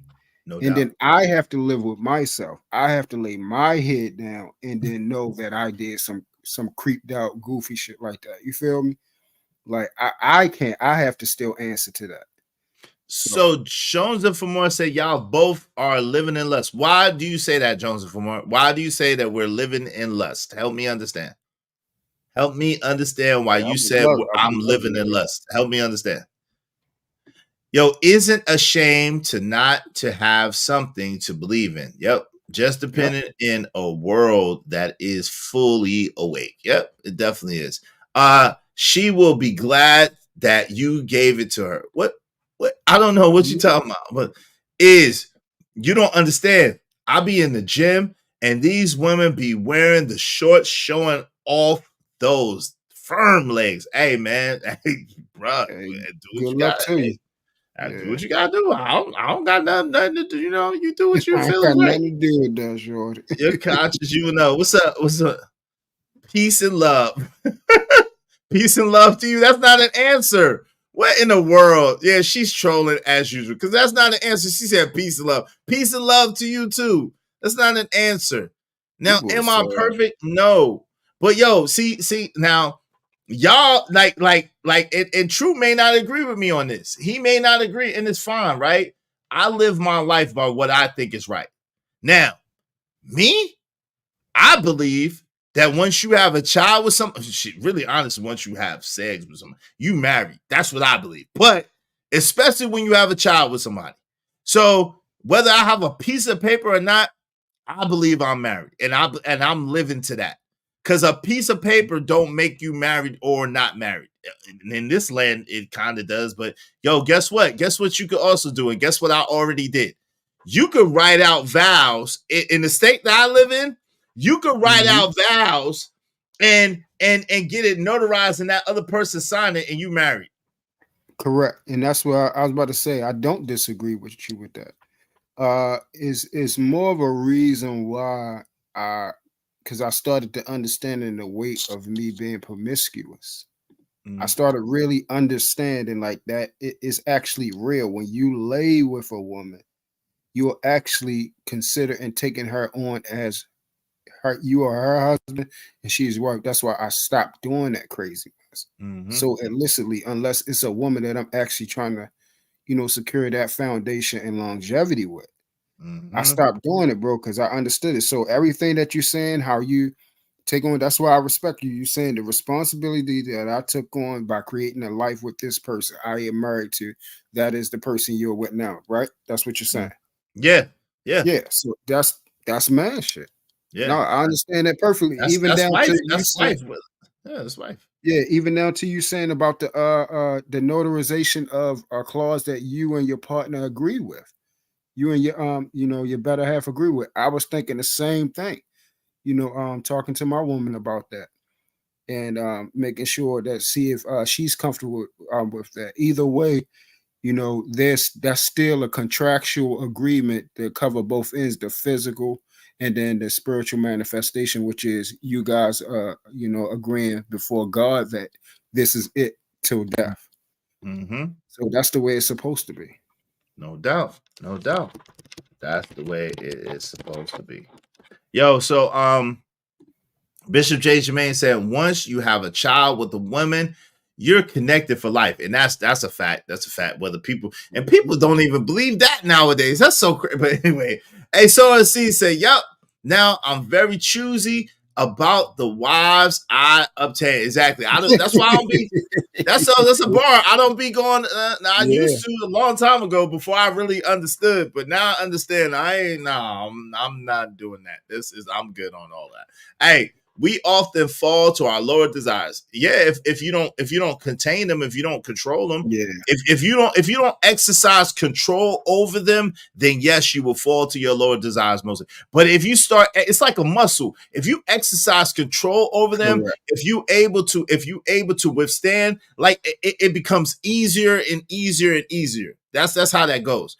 But if you continue to fall to it, then it becomes harder and harder and harder to abstain and go back from. Yeah, whichever direction you choose, as long as you create a habitual pattern, it usually you will tend to side with that. If you're a person that continuously abstains from, promiscuous situations, environments, making sure you abstract yourself from watching, porn and all these type of things, then your behavior shall follow where your mind is, and then where your mind goes, your body follows. So you'll be in right standing. It's so much. If you do it enough, you'll start to get disgusted by it, to be honest with you. Yes. I'm to the point where I'm kind of disgusted because I understand what they're trying to do. Like on TikTok, I mean not TikTok, but really Instagram. I'll be on Instagram more. On Instagram, you can't help what comes across your feed sometimes. Sometimes things come across your feed and you be like, why are they doing that? And so you just swipe, you know what I'm saying? Take it off, man. You ain't got to watch that mess. Jay Lewis said, you guys are few and far between. People don't believe in consequences. Hey, y'all better start believing in consequences. Go ahead, family. That's a fact. No, I was saying even my woman was surprised. She had, never met a man like me that's actually disgusted by, women exposing themselves, don't like the Instagram things, don't watch porn, ain't into all this, perverted stuff. You know what I'm saying? And that's a beautiful thing. I love actually being separate. So that's why, again, I align. The people I support, you'll see I closely align. We have sort of the same mindset. You feel what I'm saying? The same goals, and we're headed to the same place. Just all on different railroad tracks. No doubt. And does that mean we're perfect? Hell no. Not even close. I'm not even close. I'm so far from perfect, it's ridiculous. I just don't struggle with that. But I don't struggle with that because I've intentionally moved myself away from that, if that makes sense. That's the only reason why I don't struggle. I've intentionally moved myself away from that. But I struggle with other stuff, and I'm a human being. So I slip up. So I'm not trying to push this on y'all like I'm perfect, like I'm better than you. No, that's not at all what I'm saying. What I'm saying is, as a man, we have a choice. You can choose. And once you choose, once you make a decision, you can put actions back your decision and it will make things happen. And that's an actual fact that each and every one of us can do. Yeah. That's all I'm saying. Yeah, and that's word. For me, it's the loyalty concept. I feel for my understanding of what loyalty is, same thing. It's a state of being, it's who you are. I'm not loyal because my individual that I'm with, my woman, is loyal. I'm loyal because I am a loyal individual. And then this is just a plus if I get the reciprocation. And if you're loyal to that person, if you're committed, if you're all in really with that person, then that person is your world. That's all you need. I have everything that I need and could ever want. I have everything I pray for. So what else do I need for any outside entity or individuals? You feel me? No doubt. Hey, let's go to let me read this real quick. Yo, this nigga crazy. Yo, Calvin Cook said, well, first you have to believe it's a higher power, because strippers go straight to church after work, then back to work again. Shout out to Calvin Cook, $5. Thank you, family. I appreciate you. I'm gonna celebrate y'all once we get 5 of them. Y'all make sure y'all support the show, support the stream. You know what I mean? Be like my man Calvin Cook. Be like Jay Lewis. Be like Trucker Yo. Y'all hit the Cash App support. Be like Laura ADS, Bishop J Jermaine, and Lord Locks. Y'all hit the Cash App. Support the show. Support the stream. You know what I mean? Dope discussions deserve dope donations. Compensation for the conversation. Yo, the link is up. Y'all come up and kick it with your boy. Hey, Ibrahim said, God dang. Yo, Narratives Dialogue is laughing. Miss Bella in the building, she said, so over. Classic Creole said, men in other countries don't play with women. No, they don't. They don't, because they understand. They understand some stuff that we seem to have forgot. You could be scrolling the IG feed and see your high school teacher ass like nothing. Yo, that's crazy. Because I would never, ever, ever want to see none of my high school teachers bottom. I'm just going to tell you that right now. See, we grew up in a different generation. Y'all, the teachers, when we was growing up, old white women. Yo, Jay Lewis said, in today's society, good is looked on as being bad, and bad is looked on as being it's towards it. It's towards the end. It's towards the end. Yeah. Yo, Bishop J. Jermaine said women don't believe in consequences, or they think it doesn't apply to them here. Oh Lord. Well. Yo, my man out the mud, Cody said, Jesus baby at it again. I could only wish to be Jesus baby. That's hilarious. Yo, shout out to out the mud, Cody. He said, Jesus baby at it again. He called me Jesus baby. Yo, greed will lead you to lose self-control. Sex is an addiction like anything else. Yes, it is. Yes, it is. Yeah. Beautiful brother. Yes, it is. Jesus baby at it again. Yo, I grew up with the teachers that had you fantasizing about something that had nothing to do with the work. Damn. Well, that's crazy.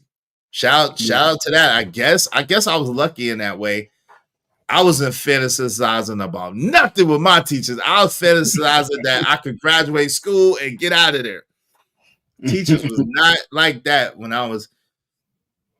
Even the teachers that was cute was not like that.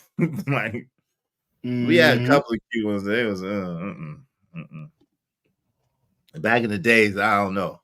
My mom used to say, "Those that don't hear will feel." Yep, those that don't hear will feel. Yep. Oh, yep. Like that. Yo, so if you could break it down, our teachers had rulers and put you in a corner. Damn, you old. Nah, I didn't. They didn't beat me with no damn ruler. Like I wish they would. No, they didn't beat us. I had that happen when I went to private school and stuff like that early on. It was this place called All Saints on Liberty Road. And it's a church, and the church had a private school, you know, for Head Start and early children from kindergarten to first grade. Oh yeah, Catholic school. Yep. Yeah, she went to Catholic school. That's why. Hey, what's up, Kels? Kels said, "Salute Izzy Benz for having a different mindset exactly nowadays in these spaces." Hey, thank you, man. Hey, listen, I only could be who I am, but yo, thank you. I appreciate that. You appreciate it. Hey, y'all make sure y'all come up and kick it with us, man. Dope discussions deserve dope donation compensation for the conversation. Let's do good business, man. Support the show, support the stream. Yeah, You know what I mean? Listen. So these are the things, right? If you have to have boundaries, you have to have boundaries. You have to understand. Like, I don't understand why. Well, I do understand why, but you know, I think number one, where we went wrong is we stopped physically disciplining our children. Now, when we was coming up, it was abusive, right? So I'm not promoting abusing children. I don't think that's right, because my parents abused me, and a lot of people's parents, and for my generation, got abused by their parents, whether their parents want to admit it or not. Anytime you get beat with an extension cord, anytime your parents throw objects at you, anytime your parents hit you with a switch and make you go get the switch, and then tell you, if you try to get a hollow switch, oh, nah, you think you slick. If you better get a good switch, or otherwise I'm gonna get a good switch, and they start stripping the switch, that's abuse.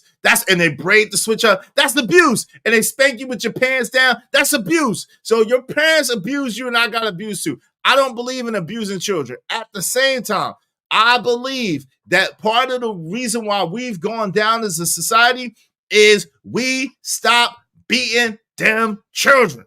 Them children need to be spanked. Badass Izzy, yeah, I was bad. Yo, Lord ADS was waving in the back. I wasn't that bad. My brothers and sisters were bad. They did stuff, and I got in trouble. Everybody got in trouble for what my brothers and sisters did. They would never admit to who did it. You know what I'm saying? Yeah. So we all got in trouble.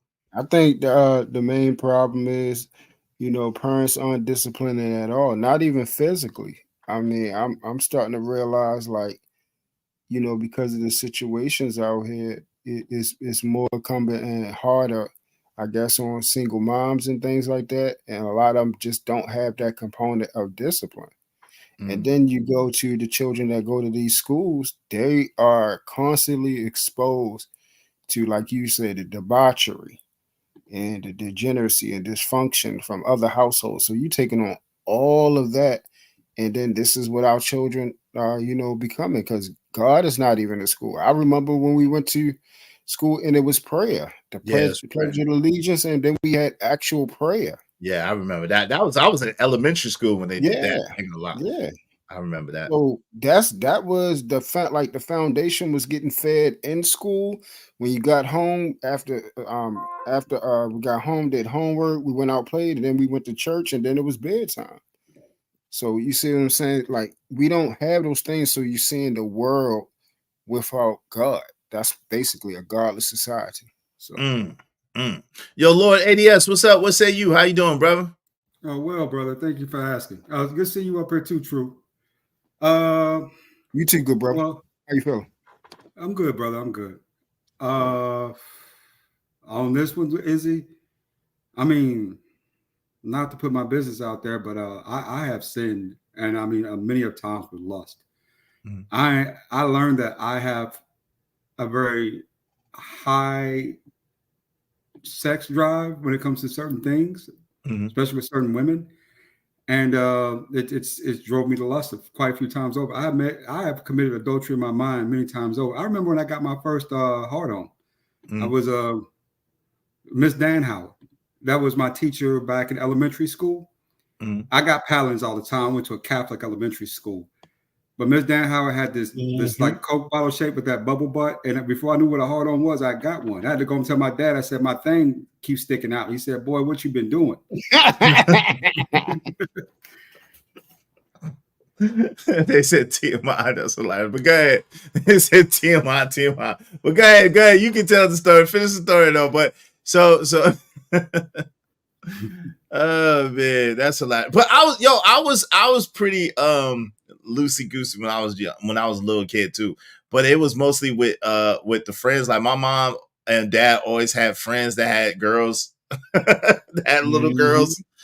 None of them little girls was safe. All them little girls was all. Yo, matter of fact, you know how crazy it is? There's a picture of me when I was a little kid and my arm was around one of the little girls. Yo, when I was a little kid, that's I avoid, you know what I'm saying? But you know, I don't know. Yeah, but, I've always had what they call it, what they say, your son going to be a heartbreaker. That's what they call it. I was bad. I was bad. I got kicked out of the math shit, man. I got kicked out of the math shit before. Cause I was bad. Now you gotta be a crazy kid to get kicked out the math shit. I was kissing the girl in the math shit. They was gonna what you call it? Yeah, they was gonna get me. Yeah, actually, I got promoted in the 3rd grade by Miss Danhauer, believe it or not. It was dope. I got promoted from the 3rd to the 4th grade. I skipped a grade and went ahead. And she was like one of the best teachers I ever had, man. She was really dope. I love Miss Danhauer to this day. She was really good teacher. But man, she was sexy. She had this, she had this badass banging body. But are you lusting now, brother? She's 80 now. I'm taking back on some of that, bro. She's 90. She's 90 or 80 now. Oh, she's about 65, 66. Yeah.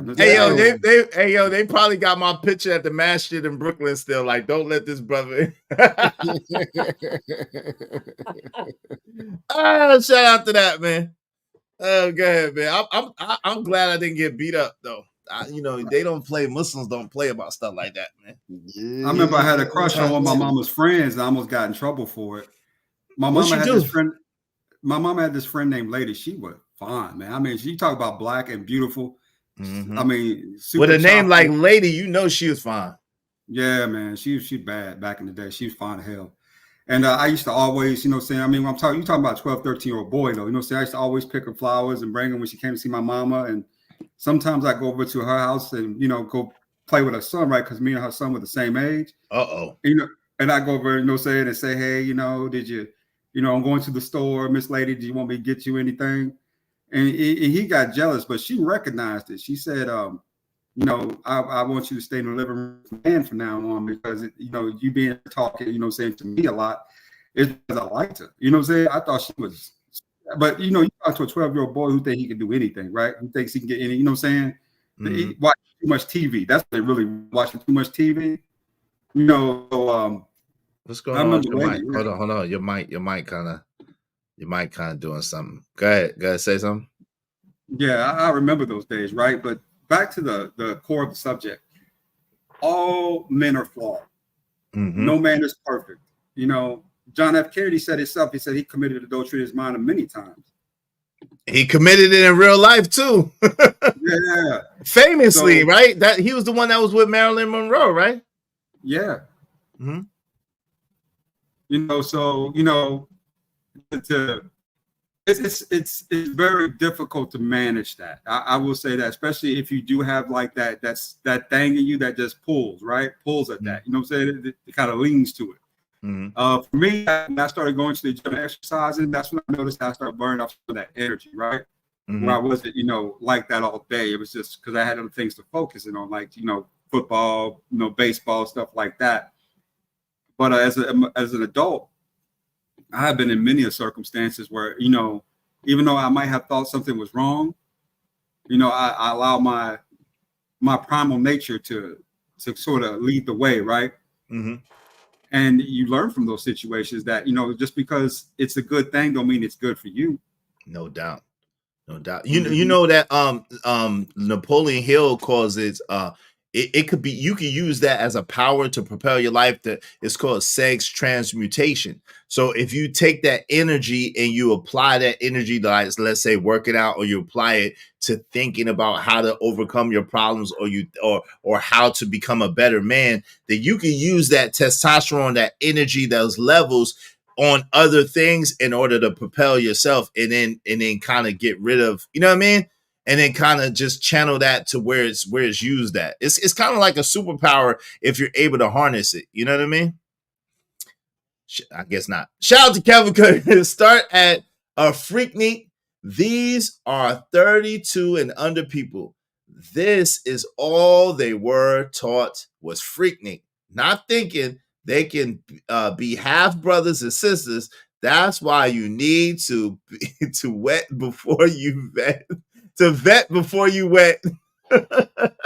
Shout out to Calvin Cook, man. Hilarious. Yo, we just need 3 more people and then we'll do a celebration. But thank you, Calvin Cook. I appreciate you. Thanks, man. Hilarious, yo.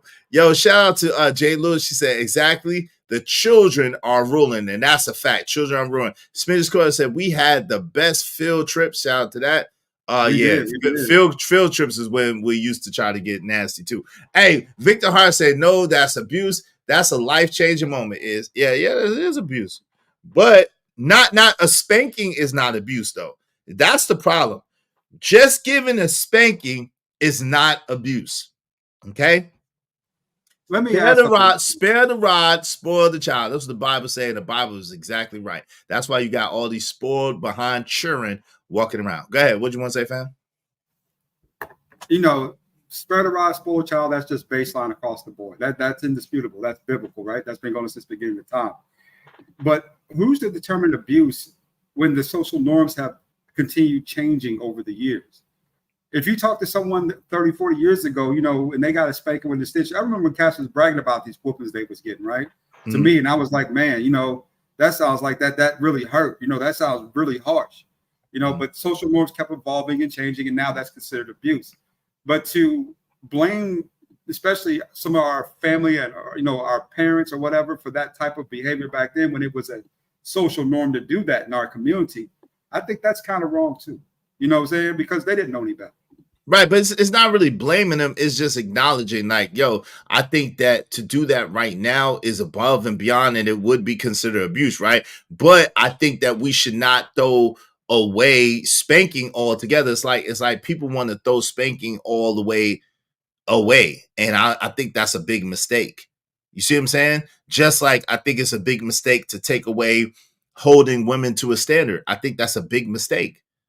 That we as society now allow, you know what I'm saying, by and large, they allow women to do whatever they feel like doing because they feel like doing it. And that is the part of the demise and the decline of society. You see what I'm saying? Another key question then, Izzy, if I could ask. What's that? So is feminism itself sin? Because what it believes in superiority with women at that point, right? That's a wrong way of thinking and going about things in society. It's a little backwards. So are feminists sinning with their behavioral patterns, just like you could say I'm sinning with my lust? Yeah, I would say so, because think about it. They have been trying to champion and push a sex revolution for women. An ideology that says women should be able to do whatever they want when they want, because they think that that's what men have been doing. So absolutely, I would agree absolutely with that. Absolutely. What do you think about it? I believe there are parts of it that are good, like equality for women in society itself. You know, say when it comes to our government, because remember, the government's supposed to be separated from church and state, right? So I get that part of it. But where it goes into these other levels, like we were talking about, some of the superiority standards and some of the behavioral patterns, that's when it becomes sinful, right? Because it gets a little out of hand. Kind of like the spanking thing, you know, nothing wrong with a couple licks, you know what I'm saying, to make sure your child has been disciplined. But when you get to the point where you start beating them, you know what I'm saying, with objects, throwing things at them, that's when it becomes abusive. Right. I feel the same way about some of the feminist parameters as well. So Plain Jane about it said, how do you legislate morals? Explain.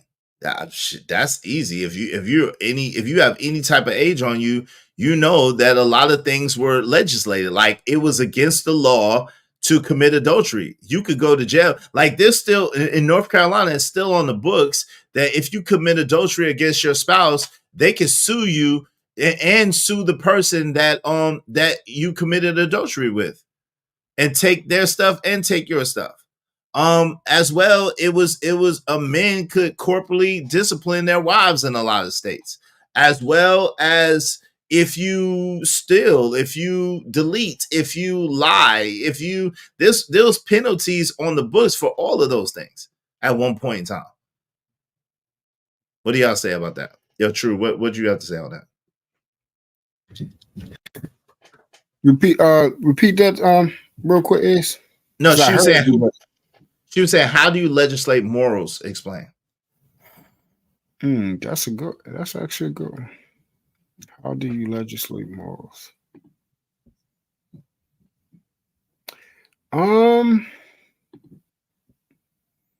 For me, I'm going to say, like with anything, is so much you can say, but it's really about exemplifying it. You can show through your lifestyle the morals that you have. Usually people can say or see how you conduct yourself. You know, morality is usually the barometer that shows that you actually have a relationship with God.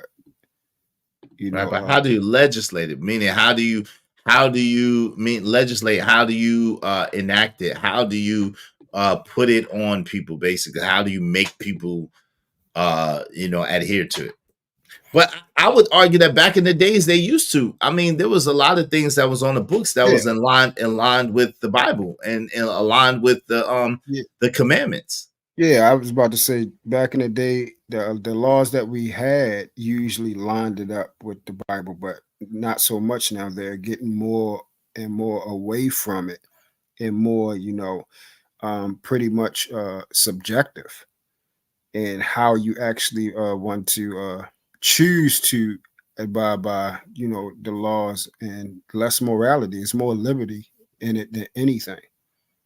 So yeah, it was the laws. Usually those things were kind of congruent, but now it's far in between that you see anything that if you took to a courthouse, there's far and away a situation where you can get around so many loopholes, for you can get around certain things and do what you want to. Hence the what is it called? The what's one of the clauses in the divorce thing? An infidelity clause. What is it called? Where you could get divorced if someone is cheating on you, or you mean like irreconcilable differences? Yeah, that's the one. Oh, okay. That's what I'm talking about. That clearly shows it has nothing to do with morality.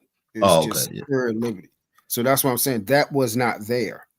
But now things have shifted and created loopholes where you can do what you want to do, so you can escape the morality baseline. So Yeah. Yo, Inheritance Dollar said North Carolina has harsh ancient divorce laws. Yeah, they do. You can sue. Yep. Narrative Dollar said by jurisdiction. Absolutely. This is why Jay Lou said this is why family reunions are important, because you could be with your own family member. Yeah, that's true. Yo, I was watching last night with a woman. This woman was with her son that she gave up for adoption to have 2 kids by him. That's why y'all old cougars better stop. Y'all women, That's sad. y'all cougar men and cougar women, y'all better chill out, man. Y'all could be with your own kids, man. Y'all cougar men, cougar women, and jaguar men, y'all better stop. Y'all better slow down. Y'all can be with your own kids and don't even know it, man. Yeah. This woman had gave up her son for adoption, and then years later she was with him, and she didn't know that was him. And she later found out, and they had 2 kids together. So that's her grandchild child. That's disgusting, yo. That's disgusting, man. Oh my God, bruh. Yo. What you think, Lord? Yo, Teddy P said Mike Tyson went 5 years in abstinent. Was that the time that he was knocking people out? Yo, being abstinent. Yeah, so being abstinent will make you make you knock people's head off. Playing Jay the Bad said, how do you legislate morals? Well, I read that. Go ahead, Lord AD, it's my fault. No, let's go back to the morals versus legislation thing. Right now, they're legislating morals, if you haven't noticed. Supreme Court is dropping a lot of law changes throughout the land federally based on moral factors, right? Mm-hmm. So that could be, and that's very easily arranged. But I would say this as well, depending on how you want to run, because people say this is something that I kind of saw, right, and kind of looked through. Mm-hmm. But there are a lot of people who say when it comes to morality, a democracy is probably one of the least moral institutions you could have, right? Versus a communist or a dictatorship, because those are all based on restriction versus democracy is based on freedom. Correct. So, seeing some of that though, which one would you rather have? I'd rather allow people to their own whims and make their own decisions versus having to restrict those decisions, right? And all of us needing to live with those, because there are certain things that I know when it comes to, laws that benefit me, right, in this day and age. So believe it or not, in 2024, feminism, all these other factors, junk like that, there are benefits to that to guys like me, right? Big benefits, because I like I said, I'm not married right now. So I know if I've been in Saudi Arabia, if I would have been in China or another country that wouldn't allow for my type of behavior, you know what I'm saying, when it comes to fornication, that I would probably be stoned myself, because like I said, I have done a lot of things that I know break moral codes, so. I'm glad you admit it. I'm glad that takes a lot. That shows the character that you do have in spite of your shortcomings. The further we go into liberty, or what I like to say, the further this 2 Timothy 3rd chapter coming to its fullness, the more I see myself away from this world itself, man. Like, this world is becoming not made for a man such as myself. That's why, a lot of people don't understand my thinking, my logic, the way I speak, the way I even carry myself, because it's so foreign, because everything around is selfish, is do what you want to do without any consequence, without any understanding of the weight of your choice. Everything that is indicative of what was taught to me a man is. And that's what the world is. It's destroying the authenticity of what made a man a man. But I think so with that being said, I want to ask this question. First, let me go to Lord ADS thing first, and then I want to ask a question. So Lord ADS, right? With that being said, damn, I lost it. So let me just ask this overall question. Do y'all think that morality and masculinity, true masculinity, go hand in hand? Why or why not? Go ahead, yes. True first, and then okay. Why? Yes, and because everything that God in Christ represents is masculinity. You know, personified. You know, structure, organization, discipline, chastisement if necessary, correction, admonishment, edification. You know, provision. You know, being able to, like how you were saying, see further down the line. All these things usually personify masculine man, and a masculine man is in his fullness usually would be considered a good man, a chivalrous man, you know, a man of the, you know, the night code, you know, that was masculinity personified. We understood what we are, who we are, and what is our purpose, and never blurred the lines. We never cared about, you know, what a woman does, how she thinks, you know, what she perceive a man is. We men understand what a man is, and we clarify other men as men. We determine what a man is, and we live and we structure by that. And we have our roles and our duties, and we live by that. It's just that simple. It's simplified. Do you think that's why? Do you think that's why masculinity is so far under attack right now?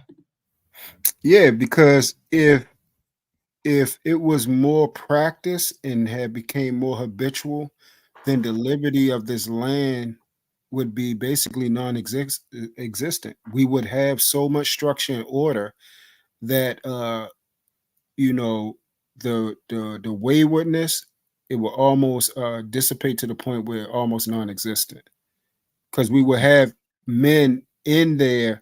If let's say it was like a clause for this, like how, you know, where, you know, everything has so many concessions for the extracurricular activities. Let's say it was, you know, so many concessions and a real trump and a parade towards you know, men, heterosexual men that are in their fullness, men that are being masculine, men that are taking care of their families, you know, men that are in positions of leadership, and they carry themselves as such. Let's say it was promoted, and then also compensation came behind it. That would take it to a whole nother level. You would see more guys, if they seen that the benefits of it, and they actually seen how much so-called women they would attract, and then also the compensation level if it became monetary.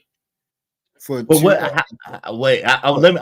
Wait, I gotta let Lord ADS answer that, and then I'm gonna go back to you, because I want to know how can you I don't think that would be masculine if it got monetized, but I wanted to talk about it. Lord ADS, same question to you overall. Do you think that the morality of society and masculinity, true masculinity, go hand in hand? Why or why not? I would say this, that when it comes to morality and masculinity, it's a factor, but it doesn't define your masculinity. I mean, masculinity is based on strength, courage, independence, leadership, assertive, right? But ultimately, though, men are governed by results. What results are you getting from what you're doing, right? That's success. That's what we normally measure, you know, saying certain aspects of masculinity on, right? So morality is more of an anchor for that, right? To ensure that things don't get too far out of hand, because the world itself, if you remove all morals, what's the one thing that governs this world that no one talks about? Force, force, right? Strength and force, physical brute force. And results. That's really it. You know, you see that with Trumpism, right? It's a lot of strength there. You know what I'm saying? He comes off as very strong, very masculine. But morally, though, you can say the man is very flawed as well. As a pastor's son, I grew up reading the Bible. So I read about King David, King Saul. I read about these guys as a child, right? So I saw very early on that men are flawed in their ways of doing things. The only pure, perfect being in this world is God. That's it. So when it comes to that, expect and you know, and for some, I get, you know, saying that they are anchored to morality to the point where, you know, this is how they've had, you know, saying this is how they determine masculinity, which is a good way to do it because the Bible is a excellent set of guidelines to go by, right? It's like a driver's manual, right? But in your real life, you know, saying in your independent real life, you know, how moral are you? And occasion, how unmoral can you be to call, you know, saying to for me to call out someone else's sin? I need to admonish my own. Right, I get that, but I guess I get that. Shout out to Hood Conservative, yo, you could come up, man. It's no effery. Why you think it's effery? I don't know, but you could come up, Hood Conservative, if you have a difference of opinion. But yo, I guess not from that standpoint though, Lord ADS, but from an overall standpoint. So not really from an individual standpoint of, yo, I point out that you have sin, you point out that I have sin, but I'm saying like from the standpoint of it seems like masculinity is under a huge attack. At the same time, it seems like the more masculinity is under attack, the more immoral society becomes. Am I wrong by that conclusion, or what do you think about that? No, I guess. Yeah. Wait, hold on. I gotta let Lord ADS finish it. Then you got it. You got it. Do you want the truth? Yeah. Societal perception of masculinity has been deteriorating now for about 50, 60 years. Okay. It went from the guy. So has morality though too, right? So has simultaneously, so has morality, right? Some aspects of it not. Like some of the good social norms, like the drinking. I remember when I was growing up, it was okay to drink, you know, a fifth of liquor in the morning. It was okay to do that. You know what I'm saying? When I was a kid in the 80s, you see people drinking and smoking all day long at conventions, at parties, even sometimes at work, right? It was a natural norm at work. People say that was a more moral time, but truly in the factors of it, if you think about, like you just mentioned, some of the abuse standards, you know, DV wasn't, you know, wasn't as, how you say, pronounced as it is today, you know? Well, but I don't know if that, I apologize to cut you off. I don't know if that's a good analogy because it was legal, like basic in a lot of states, and it was something that a lot of people, they just called it discipline, you know, discipline of the home, really. Like, you know what I'm saying? To discipline their wife. It wasn't really a thing to be called DV until after like Nicole Brown Simpson. Yeah, but morality is based on one's self-conscious, what you believe to be right and wrong. So if Izzy today looked about 30 years ago and saw some of the things that were occurring in society, I would believe that you would disagree with a lot of those norms. Maybe enjoy some, but you would disagree with probably far more in that particular circumstance. So I would say I disagree way more with what's going on now than what was going on then. But maybe because I was a kid, maybe. But to me, it seemed things morally seem way more corrupt and way worse now than when I was a youngin' growing up. Yeah, I would say the what you're talking about is a lot of convolution between morality and legality. So where it was a concerted effort to try to make both of those congruent, to try to make it tie in, to try to bring God into the legal system, which brings morality to the masses, because you have to have a certain baseline or code to affect people on a macro level. Like how you say, not just an individualistic, but to the masses. You have to have a code. You have to have a subset of laws to affect change. Yeah, and rules to affect change on a societal scale. What happened was the morality started conflicting with the legality now. And what is now legal, like you see it in the legal system, you know, certain people, as long as they got the money, they can circumvent, consequence. And that started you started seeing the drop off in society, you know, through the legal system. Once people started seeing that the system has loopholes and ways that you can work it to the point of where the individual has the if he has enough influence, he usually has the benefit versus society will or the people will lose. So let's say you have a murderer on the stand and then he has enough money to influence and buy the best lawyer to get him off. Well, that affects society because then now it then changes the mindset to say, as long as I have influence and means, I can do what I want to do.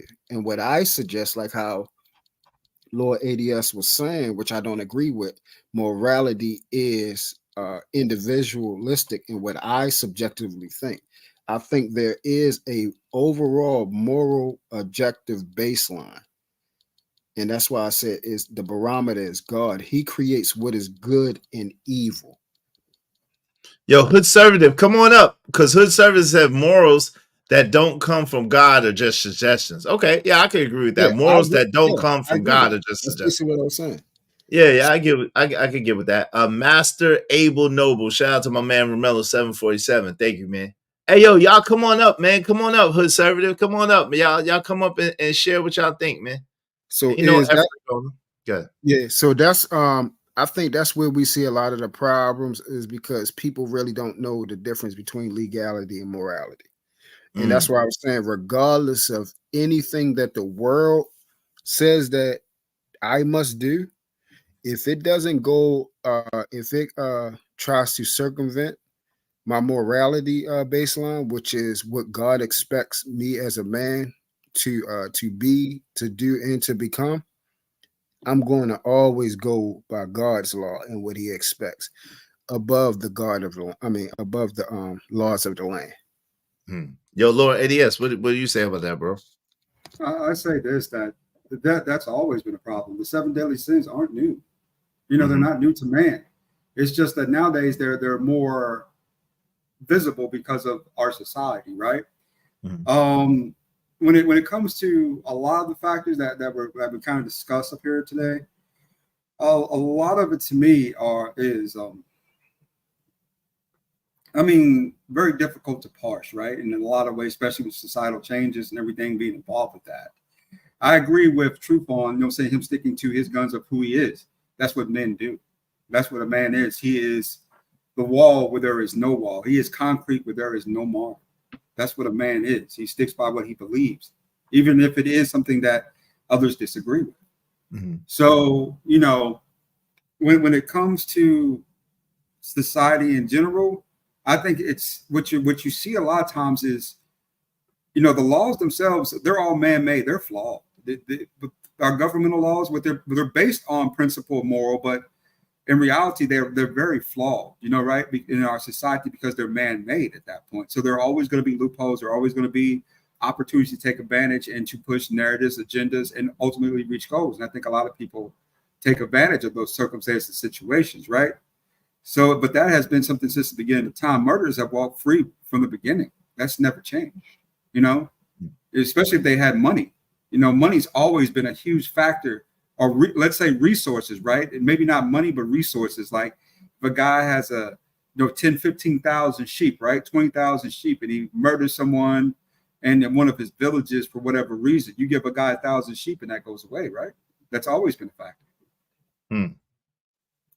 Interesting. Well, I think there is a difference between okay, so I do believe there's for example taxes, or for example what else is man-made. There's a lot of man-made stuff, right, that we are subjective to being in this land and living in this land that's not necessarily natural law, right?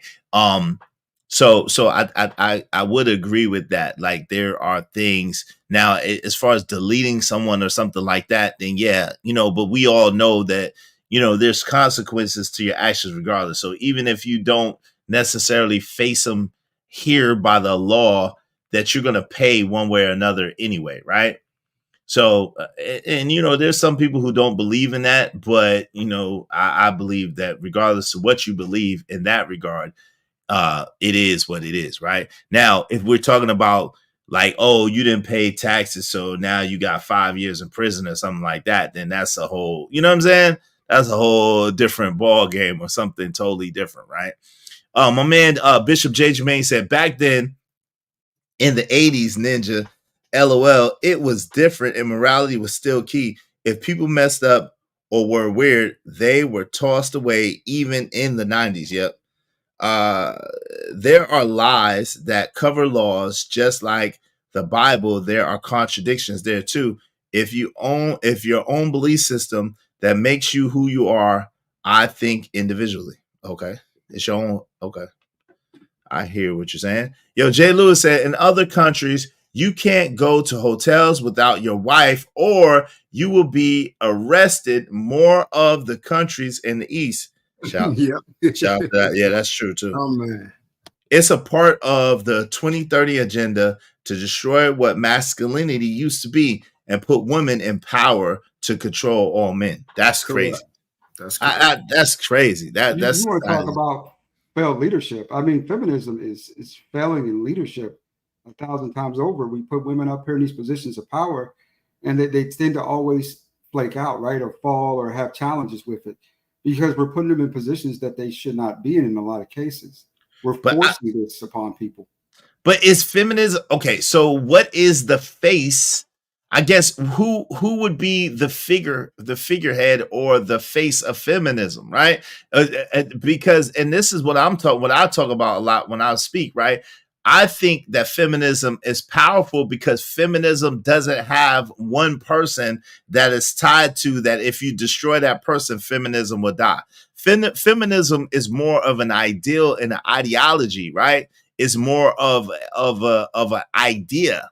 And because it's more of an idea, an ideology, a philosophy, it can never die. You can never really delete it, because whenever you delete, if you delete one or you delete two, or you get rid of one or you get rid of two, the idea is out there. And if enough people adopt that idea, that can live forever, more so than a leader. So I think it's powerful in that regard, right? Not that I agree with it at all, not that I adhere to it at all, right? But I think that we can learn from that. And I think we as melanated people of the sun, we need to have more of an aligned ideology and more of an aligned philosophy that supersedes any one person.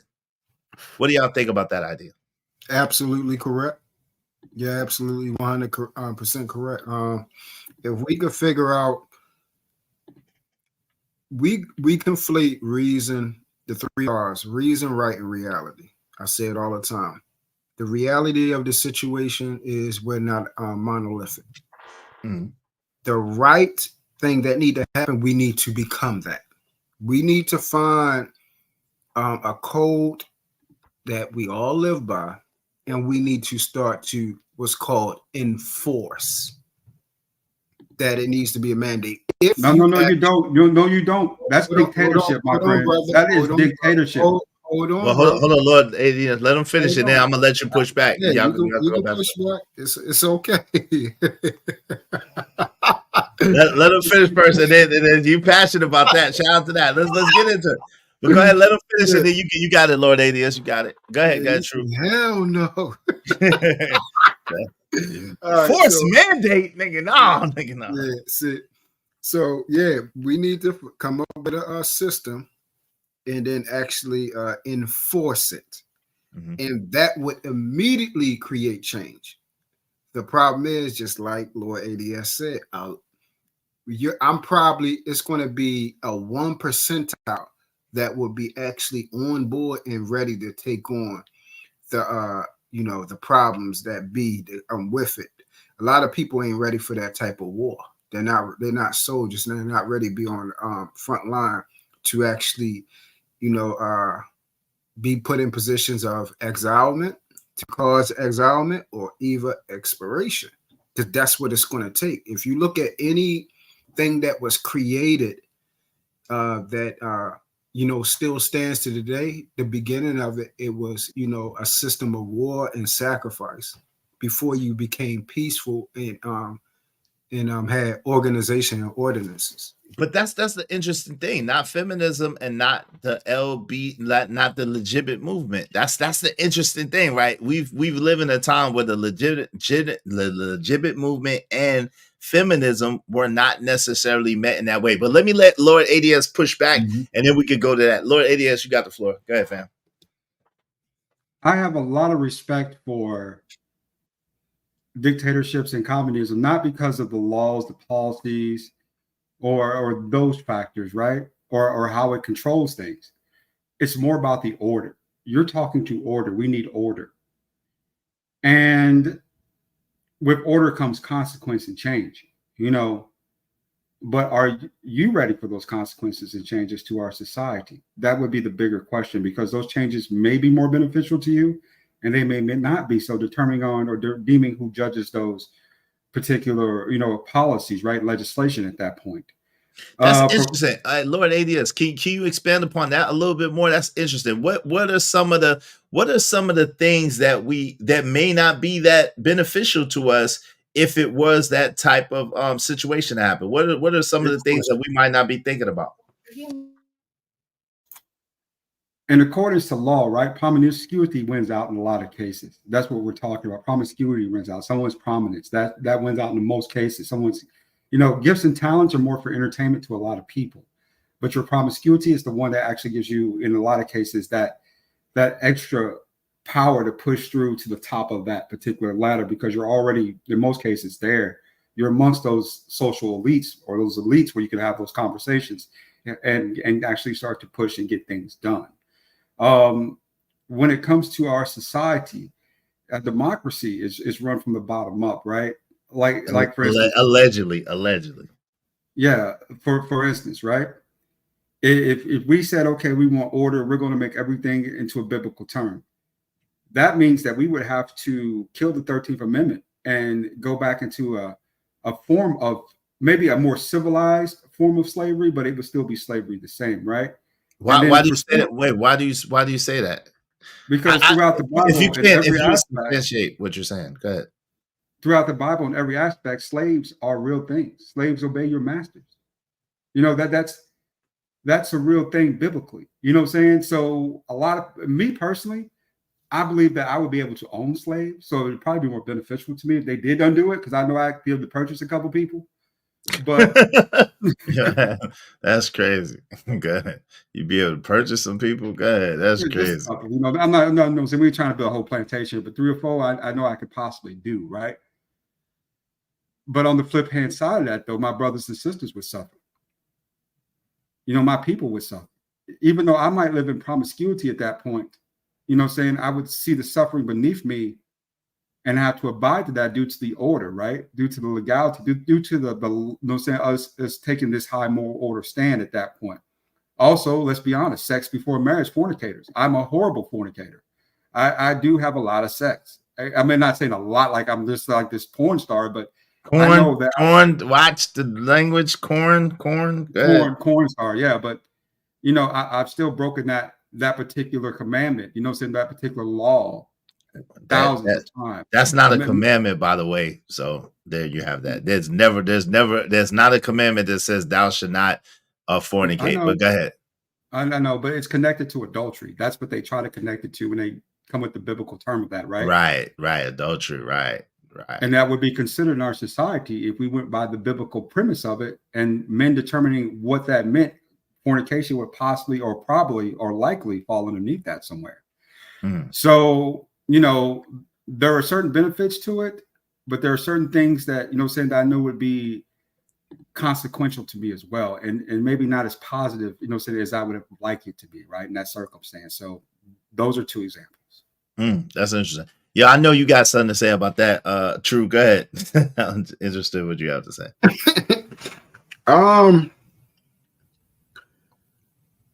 What I see is, and what I already knew, most people is not going to be on board, is like a man such as yourself. I know you ready for it. You see what I'm saying? A lot of times, our pathways have already been laid, and we're already doing the things that create change. Is like you said, it's just been creating change on an individualistic level. You've been creating a change in your life. I've been creating a change in my life. But the things that created change in our lives, a lot of people would not want to do that because of the pain and the forging that we had to go through, the fire that we had to go through. A lot of people don't want pain. A lot of people don't want to face themselves and come to the end of themselves for something greater, so they can actually, receive that actual change. Not an illusion of change, but actually be changed into something greater than themselves, and to constantly look on things as how can what I am doing not just help me, but more so help people, and help people on a continuous level. How can I be an asset to others, consistently, and then a large quantity of people. That's when you have, say that again? For posterity, meaning, Yes. generations to come, right? Yes, correct. Nobody wants to do that sacrifice, to your point. Nobody wants to be the sacrificial lamb that says, correct. Yo, I'll go through what I got to go through so y'all don't have to go through that, and so that there'll be a better way for y'all in the future. Correct. Exactly. Nobody wants to do that. Everybody is thinking about self right now. Right. And pleasure. Pleasure, instant gratification. Yes. And to be damned what our future looks like, to be damned even what our children will have. Children have become more obligatory instead of a blessing and a privilege. And, it was also when you think of masculinity and what a man is, it was automatically put in our head because, again, masculinity is personified in God's word. And in Proverbs, it says the greatest thing for a father to do is to leave his, his heir, which is a son, an inheritance. Mm-hmm. That's the greatest, a legacy. That's the greatest thing you can do, because what happens is, along with your last name, that's how you actually become immortalized. That's how you become immortal, through your son, through your last name, through your lineage living on, through word of mouth. They talking about who you are constantly. The stories. This is who your granddaddy is. This is who your great granddaddy is. Child, hey, who's that man in that picture? Oh, this is the man that built this house that we still pass down through our family. You see what I'm saying? Nobody don't want to do the necessary things that those men did to get to that notoriety, to get to that level, to get that name about themselves. And that would immediately create change. But a lot of people that have the problem, they will be the ones that be getting banished, exiled, and either, sent to the expiration debt, because that's the only way to effectively get somebody to do something is, like you said, with force. It's the only way. Trying to say, hey, to leave it up to someone or leave it up to a mass of people to choose, first of all, you're going to have confusion, and already know who the author of confusion is. You're going to have this person saying this person add this. Oh, I got this idea. I think I'm better. I think I'm the leader. Oh, I think I'm this. We see it all day on YouTube.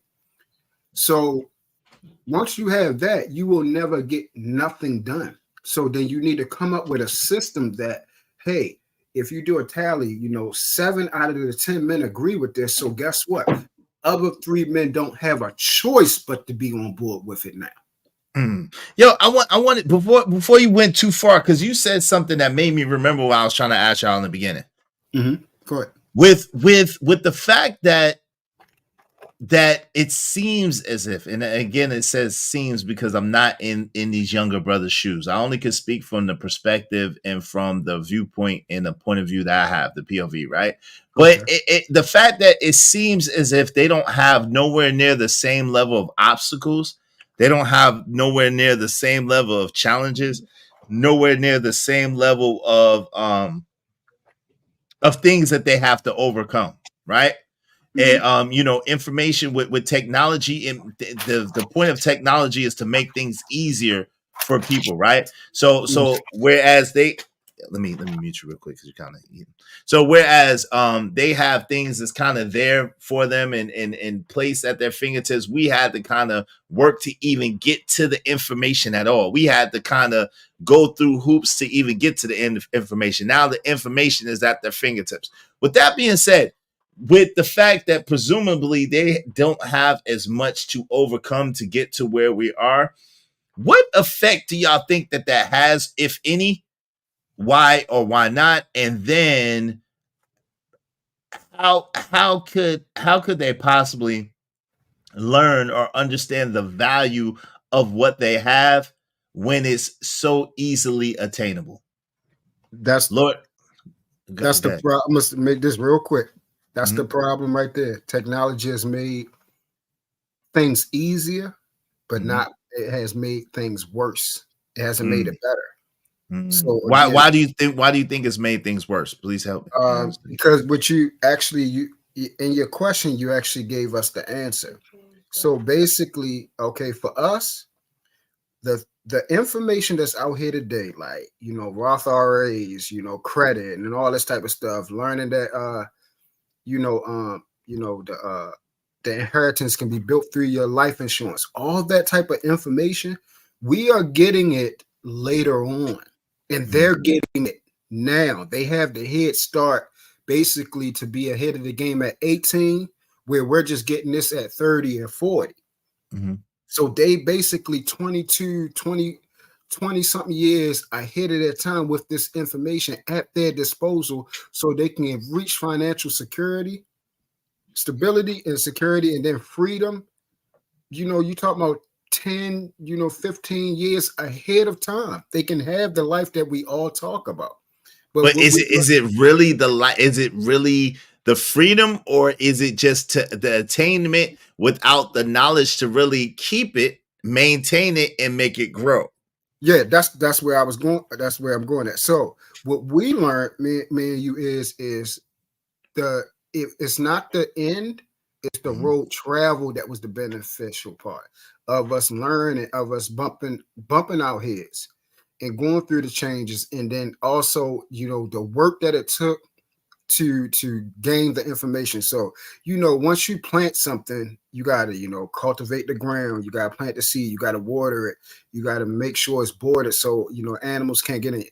The work you put into, and then you see your end result, is that's what make it worthwhile, and that's what builds fortitude, where they have the end result given to them already, where they don't have to work for it. You get what I'm saying? Yeah, I get it. Definitely, I get it. Yo, shout out to my man. Oh, sorry, what were you saying? Yeah, no, I was saying that's why it seems like we have this gap between, you know, the youngins versus us, is because we work to get to the point where this information is now open. We had to go through the loopholes and figure out and network and talk to these different people, where it's at a drop of a button where they click on to go on YouTube and say, what is this? And it actually gives you all the information. You can go right and do it right then and there the same day and get that done.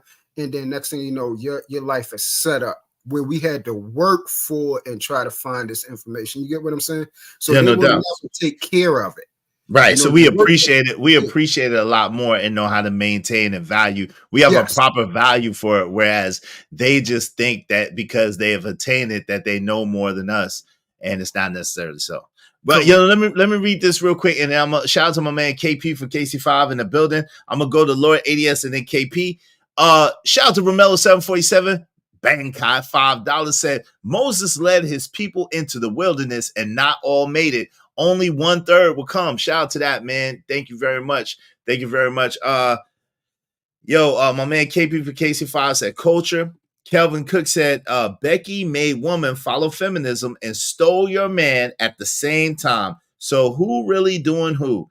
If you ain't on your my program, there's the door. Eye emojis. Use it. Shout out to Calvin. Wow. Bishop J. Jermaine said we're basically living in communism, but we still have guns. Wow, that's interesting. I want to delve into that in a minute too. My man Romello 747 said a republic. I don't think it's a democracy. I really don't think it's a democracy, because like my man Lord ADS said, a democracy is when the people from the ground are the ones that make the rules, and we definitely are not in that. Bishop J. Jermaine said the Bible has some good But overall, it's a part of the matrix because of religion. I think that I don't know. I think the Bible is really good as far as a manual to live by if you study and research and really understand. I think that it really is a great book to live by, right? Salzon 2000 said it's supremacy and no accountability. Okay. Shout out to Salzon. Jay Lewis said it's more dangerous because of that. Okay. My man Romello 747 Bank guy said taxes, give to Caesar what is Caesar, state citizen. Bar. Bishop J. Jermaine said you even had black women in church who used to check younger black women. These days, you don't even see that anymore. Yeah, everybody's scared to say something, seem like. Jay Lewis said, honestly, it's understood that a country is judged by how the women carry herself. That's a dope point. Yo, my man, Lord ADS, what say you on the subject? On some of it, I do have some agreements with what brother, saying Truth is saying there. I think that's some good stuff in that conversation piece. I've always believed, and this is something that I was taught early on in life by my father. He taught me that the deepest, darkest, ugliest devil lies within you. Because on Judgment Day, when God brings you to his throne, the devil's hands aren't going to be probably as messy as yours because of the decisions that you've made, right? He might have given you an opportunity, he might have given you an option, but you're the one who took it. That's accountability for that, right? On the second piece of that, I forgot a lot of my thought, man. We went through a lot of stuff there. There are certain aspects of that, right, that are just fundamental in circumstances and situations that you have to be a hero of. Man is governed by his primal desires, what he wants to do and how he wants to do it. That's just how the nature of men, right? And discipline, and with discipline comes character. So you have to be able to develop some discipline and then develop some character about yourself. I mean, trials themselves are based on suffering. I mean, that's been since the beginning of time. I tell people all the time, if you read the Old Testament, you'll be grateful for the New Testament. Very grateful that Jesus died on the cross for your sins. Because if you were dealing directly with God, I would say probably 2/3 of the earth would be dead. God doesn't play games like that. He's a being that you follow me or you don't. And if you don't, I'll eliminate your whole lineage. I don't care. You're just human to me. Because at the end of the day, to him, your significance is to serve him. That's your significance in this life, is to serve him and him only. And thankful for our Lord Jesus, saying Christ, who gave us at least the grace and the mercy to be, forgiven for those sins, right, through his blood, through his sacrifice for us. So those are things that I keep in the back of my mind, so when I think about certain aspects of religion and just life, right, in general. As far as we come to what we're talking about, just people, and people have always been people. We're just more aware of it now. I believe that, remember, our greatest technical boom in the history of mankind happened over the last 50 years. That means 100,000 years, as you said, Izzy, this 50 has been the greatest of those. This last 100 years has been the greatest of those technology-wise, and especially with the last 50, 60 years with the creation of the internet, people being able to get online and to listen to so many voices, we've become the Tower of Babel. I think that's what's really going on here. The internet has allowed maybe too many voices to speak and too much influence, to the point where people are following all these different directions and doing all these different things, right, that don't course up with where we want to go as a society. It's just more about, natural nuance. And I think that the greatest disservice we do to our children is tell them they can be anything they want to be. You can't. I think we need to focus in on what they're good at and make them better at it, and draw that out of them and make them the best they can be, versus giving the illusion of you can be whatever you want to be, because it's never been that way. There are certain paths in certain situations, certain things. All men are created equal. You are absolutely correct. You know what I'm saying? Euclid, universal common law ancestry. You believe in Adam, you believe in Euclid. We're all just variations of the same genes. But upon those paths of afterbirth and life, there are significant differences between each and every human being and their lifespan, their lives, their lifestyles. There's so many factors that go into that, right? That's a lot. That's a whole lot to unpack, man. You said a lot of deep stuff. I want to get into some of the stuff. Let my man KP get in here too. That's a lot of deep stuff, Lord ADS. Wow. I don't know if I agree with all of it though, but we're gonna get into it. Lord, my man KP for KC5. What say you on the matter, man? Salute to the fellas, man. Salute to the chat. Salute to the panel. What's up, Izzy, ADS, and my guy Truth. What's up, y'all? Hey, salute to you. Salute to you. I think it's interesting because a lot of the times we'll look at the things from our perspective in the generation that we're in, just like our parents did from theirs. And what I'm talking about is how we see all the information that our kids have access to.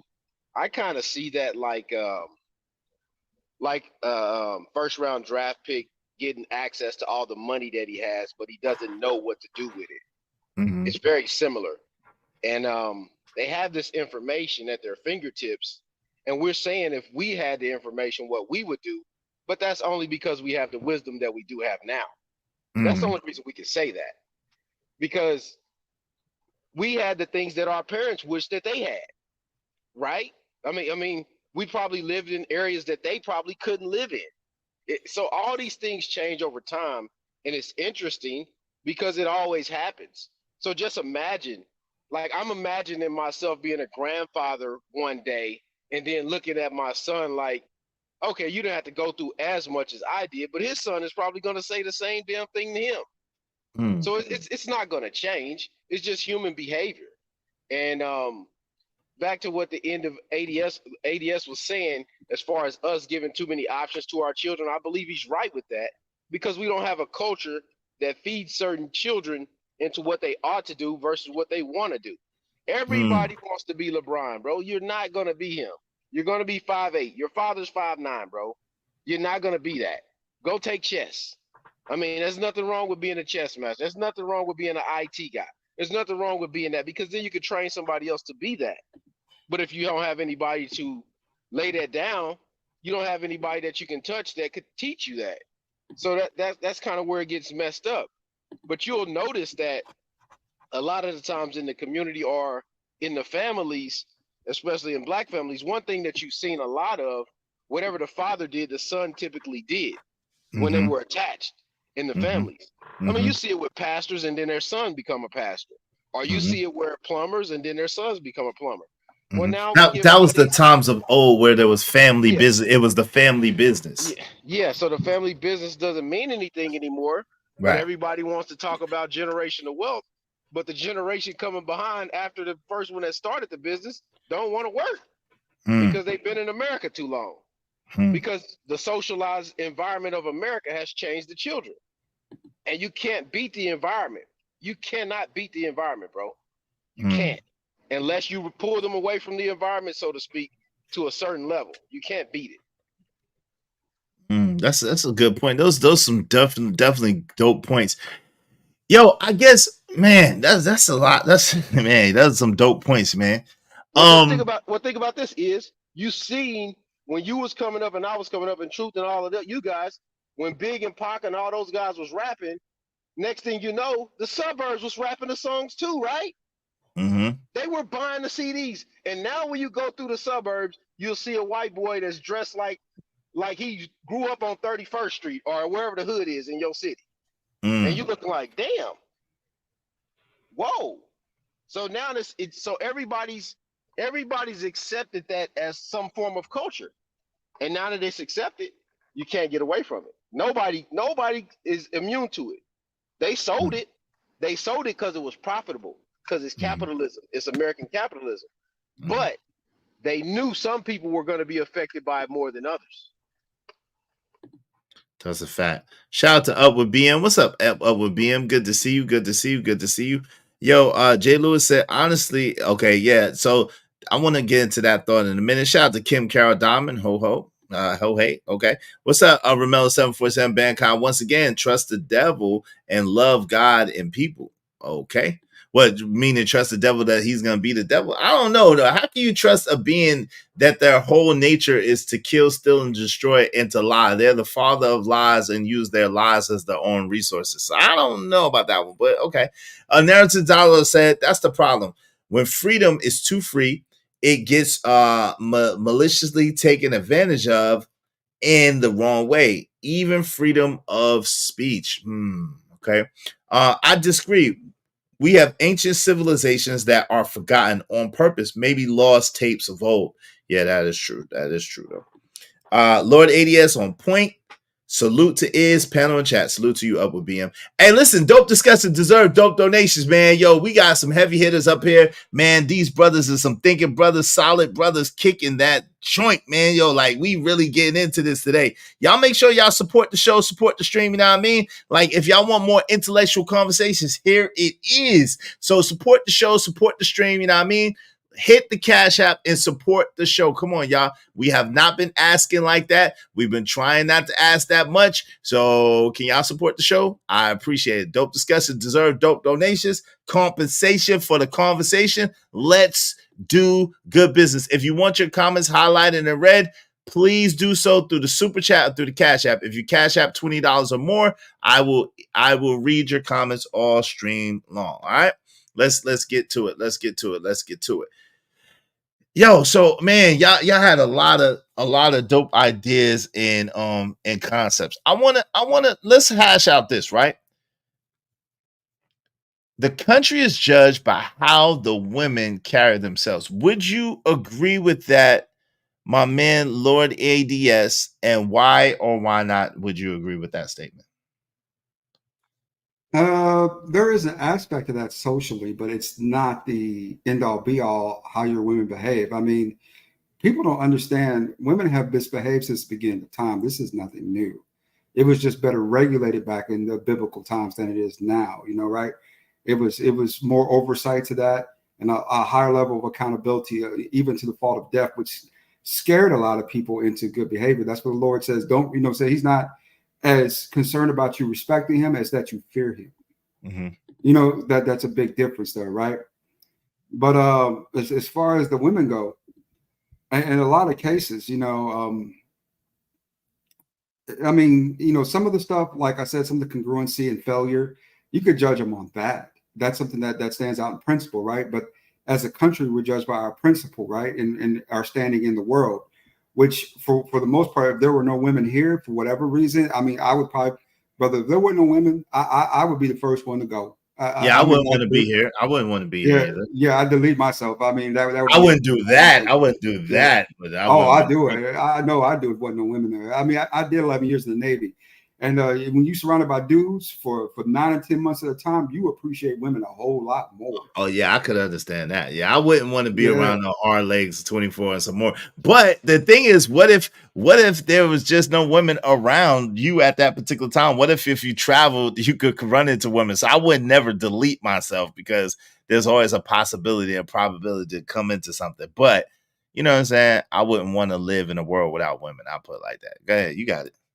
Exactly. You know, so with that being said, I mean, has the culture itself shifted to the point where we're trying to enforce social norms like they're laws? Yeah, we have shifted into that really gray/red area where we're allowing social norms to lead the way legally. That's a bigger issue principally to me, right? In challenging versus just the women themselves being just all out bad women. They're not really all out bad women, right?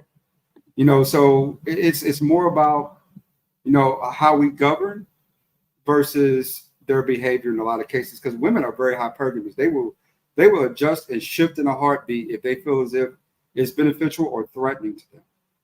You know, so women really aren't the biggest issue in our society. We have other problems like, you know, the ruling class of people, right, that we have in charge that are allowing these social norms to slip through the cracks and to create greater disadvantages and challenges in our community purposely, you know, saying on that end. It's like the devil. The devil doesn't really force you to do anything. He just gives you the opportunity to do something that he knows that isn't, you know, saying a part of, even let's say your code, right, as a human, a part of your conscious, to defile that. That's what he does. That's how the devil works, right? In reality, he's more of an opportunist than he is than he takes action in a lot of cases. And it's a very interesting strategy, but it's ingenious too. And I think we overlook that, right, in our society. People aren't doing anything they're not allowed to do. So, for the most part, right? So when we say we blame women for all of our circumstances, situations, it's hard for me to say, okay, this is, this particular, our counterparts are, are the ones that are at a definite fault here. It's just hard for me to say that. No doubt. Hey, my man, yo, Corey, leave him alone. Yo 41 said, all I hear is wah, wah, wah, wah, wah, wah, wah, wah, wah, wah, wah. Hold up here. Is that Corey? Yeah, Young 41 on you. Young 41 on you. He said, is that Corey Love? Yeah, Young 41 on your head. That's why. Okay, that makes sense now. That makes sense now. On your head. What up, Corey Love? Me and Corey been going back about 3 or 4 years, man. Yeah, Young 41 on your head. Hey, fasting with voice says, yo, pass the mic. Yo, shout out to that. Y'all wildin'. Hey, y'all hit the Cash App and support the show. And y'all could come up here, man. Yo, KP from KC5, what say you on that, man? What's your take on that? Yeah, Corey crazy, man. I dropped out, so I missed some of it because I missed it. So I was gonna hold for a second. Okay, it says, honestly, it is understood that a country is judged by how the woman carry herself. Why? Yes, do you believe that or you not? Why or why not? Yes, because everybody on this panel know when they've read the Bible, if they read it or not. Oh, he's not. Can you hear me? Yeah, go ahead. Yeah, they know for a fact that the behavior is the way it is because the lack of the way the laws are made now allows for the behavior to slide the way it slid. Mm-hmm. And capitalism is fostering it at the end of the day, man. So like it's a money grab. Like you can try to grab all the money you want, and we know what the Bible says about money. The love of it is the root of all evil. Right, the love of it.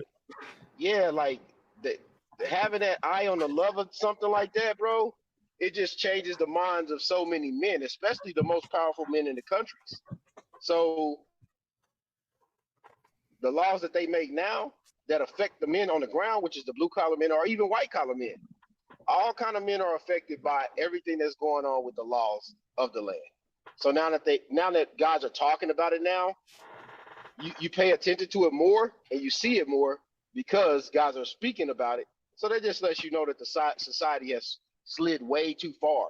And now that it's gone that far, it has to do what it's supposed to do. Which is correct itself. Fall first and then correct itself. Yes, it has to fall. It's unfortunate, but it has to. Just think about it. Is he like when you and I were coming up, most guys had a guaranteed retirement as far as a pension. Mm-hmm. They've got so greedy that they took that away. Now you get a 401k. So you get a 401k, but then they take that away when they play with the stock market, right? Mm-hmm.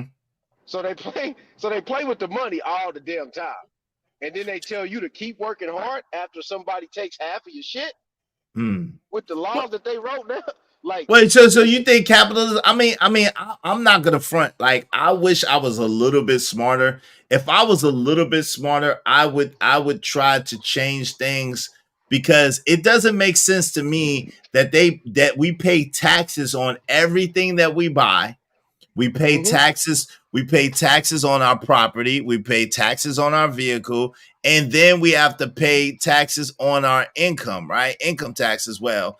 And then beside all of that, then we have insurances and all this other stuff, right? So at the end of the day, and the truth is you never really own the property because you don't have the land rights for the property, even when you quote unquote buy some property or buy a house. Right. You don't never own it for real. You got to pay the taxes forever. You got to pay the taxes forever or you lose it. Right. And then now they got it sewn up. Now, if you buy from a company or something like that, a developer, then you have to pay what's called homeowners dues. So it's like it's really sewed up where you paying a lot of stuff that you never own. And you're paying for a lot of stuff that you never own and you never have access to, like you know what I'm saying, like with insurance or whatever the case may be. So it's like I wish I was smarter so that I could put together something, whereas a lot of this stuff that we're paying for, we wouldn't have to pay for it because it doesn't even make sense to pay for it, right?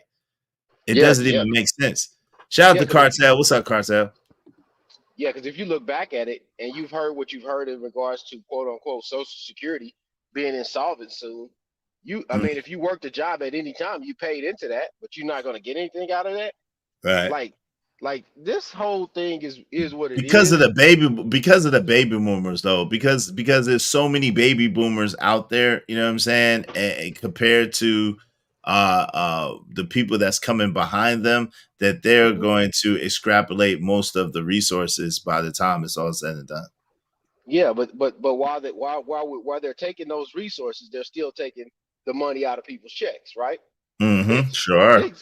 The people that's not going to have access to the funds, FICA. right? Mm-hmm. Right. So like it's a total ripoff, bro. Like this game that they played on the American people is a brutal and cold game. That the only way that you could get away with something like that is to manipulate the people to believe that you aren't the problem. Because those are the people that are the problem. You know what I mean? So like it's a totally man, it's a disaster. And if the people woke up to a level that they wanted to exact some kind of revenge on some people, man, they would be in trouble. Well, I don't agree with that, because I think the people who they'd be exacting revenge on are not the actual people. Yeah, you see what I'm saying? There's the people that's behind the people. Right? Yeah, exactly. It's like if you go to the Wizard of Oz and trying to exact revenge on the guard or on the on the people who had the the pony show, or the people who did the hair or did the clothes. Like, that's not actually who. Those are the people of Oz, but that's not the actual person who set it up. You know what I'm saying? So it's like, it's a shell game. I don't think we never really know anybody who really set this up or why, it was set up the way. But I think that we could do best if we prioritize if we got distracted less and we prioritize what's important, if that makes sense. Yeah, it makes perfect sense. It is. Yo, so Lord ADS, right? You think that from what I heard, you're saying that it's not so much about the women and the actions of the women, or again the women to be in a certain. So let me get your hard stance on that. Do you think that in order for society to get better, that women need to be held accountable, or no? Why or why not? I'm going to be honest with you. They're an aspect of that. But they're not the root cause of these challenges. Man and our way of doing things, it's more of a root challenge, more at fault than they are. You think men? So you're saying men in general, like include black men in the United States? You agree with that? I do 1,000%. The culture created this vacuum back in the 80s and 90s when it came to debauchery and degeneracy through the media. Remember, if you're talking to the vast majority of black people, there were no fathers in the homes. And this has been going on 50, 60 years. So guess what's been raising them?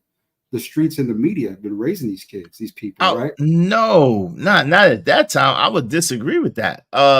Well, I think in the 80s, so I think in the 80s, it did start to be a lot of fathers not in home. But I think before that, like the 60s and 70s, a lot of fathers were still in the homes. It was like the end of the 70s, early 80s when men stopped being in homes as much. But they were pushed out because if you know the time frame, they were pushed out because of Section 8, project housing, you know what I'm saying, government assistance, whatever the case may be. So a lot of the women pushed those men out. You're gonna make me go into this now. Remember, this is on video, man. So just don't say no trigger words. Just don't say no trigger words. You're good. No, it's on video. I've seen videos where the woman said that they didn't want no man, they didn't need no man, that they was getting government assistance. Those are videos I seen in the late 70s, early 80s. Those were videos I saw. What videos are you talking about? Women have always had high IQ with super low EQ. They really have. They are the opposite of black men in a lot of cases. Black men have, you know, and especially with these current generations, subpar IQ. But you know, when it comes to that, you know, knowing the aspects of women, a lot of them know game, right? They know how that works. Women, on the other hand, they're very, for some odd reason, emotional and oblivious to a lot of the stuff that they should be aware of in some of these circumstances and situations. Now, I'll go back to this, right? We talk about the 70s and 80s, and I don't want to go too deep into this, Izzy. I just want to kind of hit on it and keep moving, right? Well, we can get it. We got time. Let's go. I don't. I'm going to go to the gym, but I'll hit this and move to, yeah. So you think about the 70s and 80s. They weren't all peace and love like we make them out to be. Drug addiction. Remember, before the crack epidemic, there was a heroin. Yes. Yeah. Explosion, That was especially in the inner city. Yes, absolutely. That's correct. So fathers have been leaving, you know, due to drug addiction and different various circumstances, even while Section 8 and all this was going on, which created, you know, saying a lot of layers to this, right? This is very highly layered, but I want to get specifically to the late 80s, early 90s, when we start listening to more of the gangster rap, thug music, you know, saying, and men started participating in that cultural behavior, right? Where we began to shift the culture in that direction. Where the thug was good, the prisoner was a good guy. He just happened to, you know, it's all a big mistake, all this other stuff. And then we kind of snowballed it to the point where the women adjusted their behavior. Because remember, back in the 80s, black women especially were known as prudes. Right. I said that. I said that earlier. Yes, that's absolute. I said that earlier. Yes, they were. They weren't sucking no D, none of that like that. Like as a whole, as a group. Of course, we had some, but as a group, that wasn't a big thing in the black community. That was taboo. Go ahead. You got it.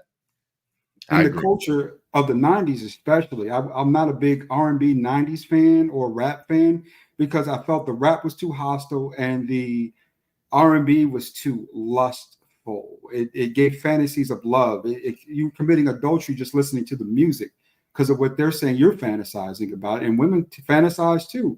So then they began to create this construct in their brains of these are the type of men they want, this is the type of men they need, these are the type of guys who are successful. So they adjusted to it. And it got to the point where it got so bad because a lot of these guys were just pumping and dumping these, you know, they would get pumped and dumped a lot. And people underestimate how many women made babies out of wedlock because they were pumped and dumped in the 90s, right? A lot of people put that variation on the 18% of the men making 80% of the babies, but I say it's the culture itself that was really the issue. You know, so then they adjust right to the point where they start getting bitter and rebellious. You know, you got Beyonce. Remember back in the early 2000s, where Beyonce and Destiny's Child, they were absolutely the biggest group back then, right? When it came to women. So it when you listen to the music, you hear a lot of words come out that are very, how do you say, tragic in nature. Mary J. Blige, tragedies, right? With relationships, more tragedy. Fantasia, more tragedy. And then you start programming your brain to expect tragedy instead of triumph or success in relationships. And the men are distributing the behavior that these women are singing about. So it creates it to become more of a tangible reality to the point where we've gotten now. I got you, but I need to push back a little bit when you say that the men, like I think that it's been a propaganda thing. Like I'm thinking about it, and I don't think as many. There were a lot of brothers on the streets. Meaning, I used to be around a lot of dudes. I know a lot of men.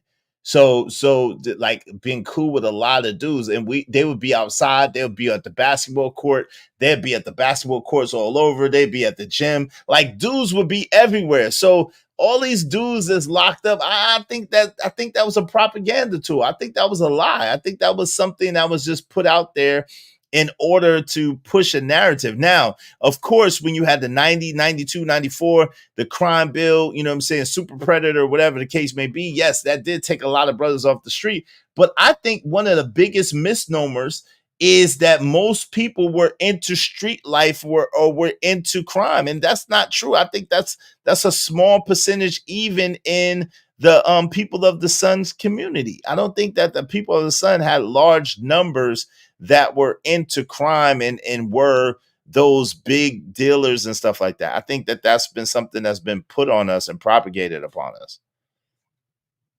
I think that what happened is that everyone started to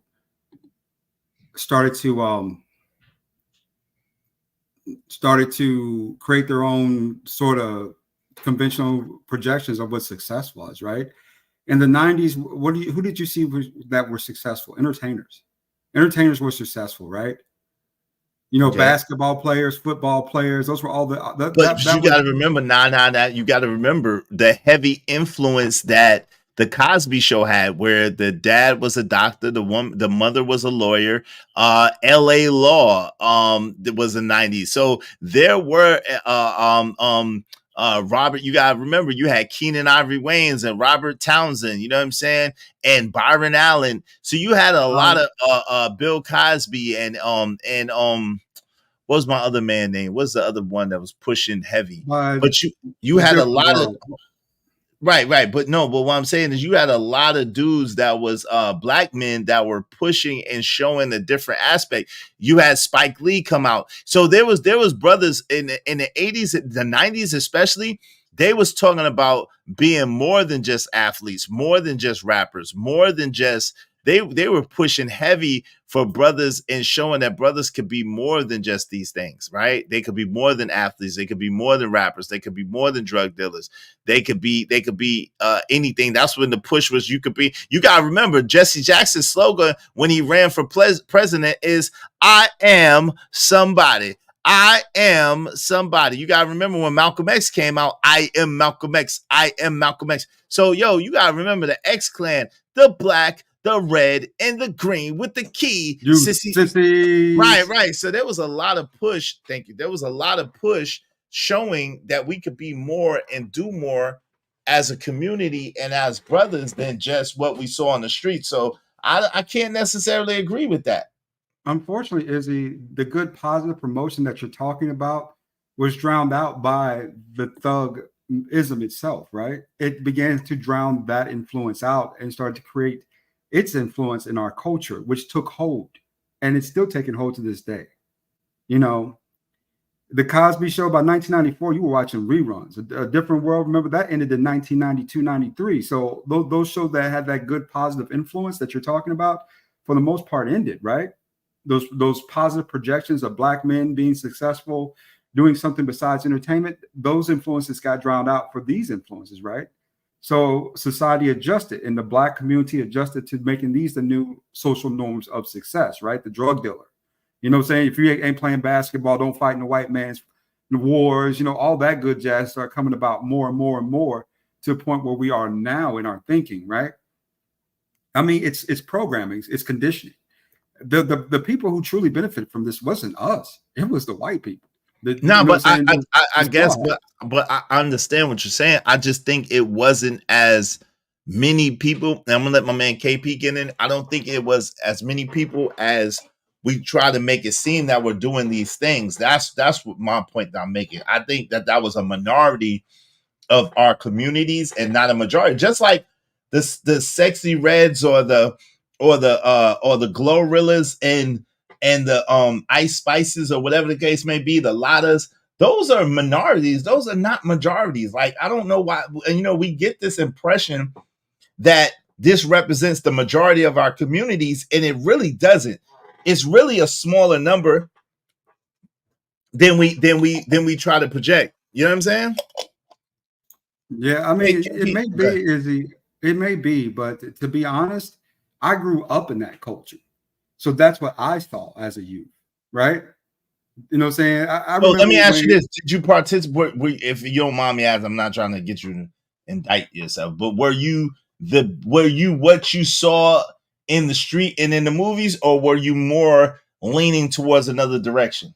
You went to the military, for God's sake. And that's for good reason, because I couldn't stay out of trouble where I was at.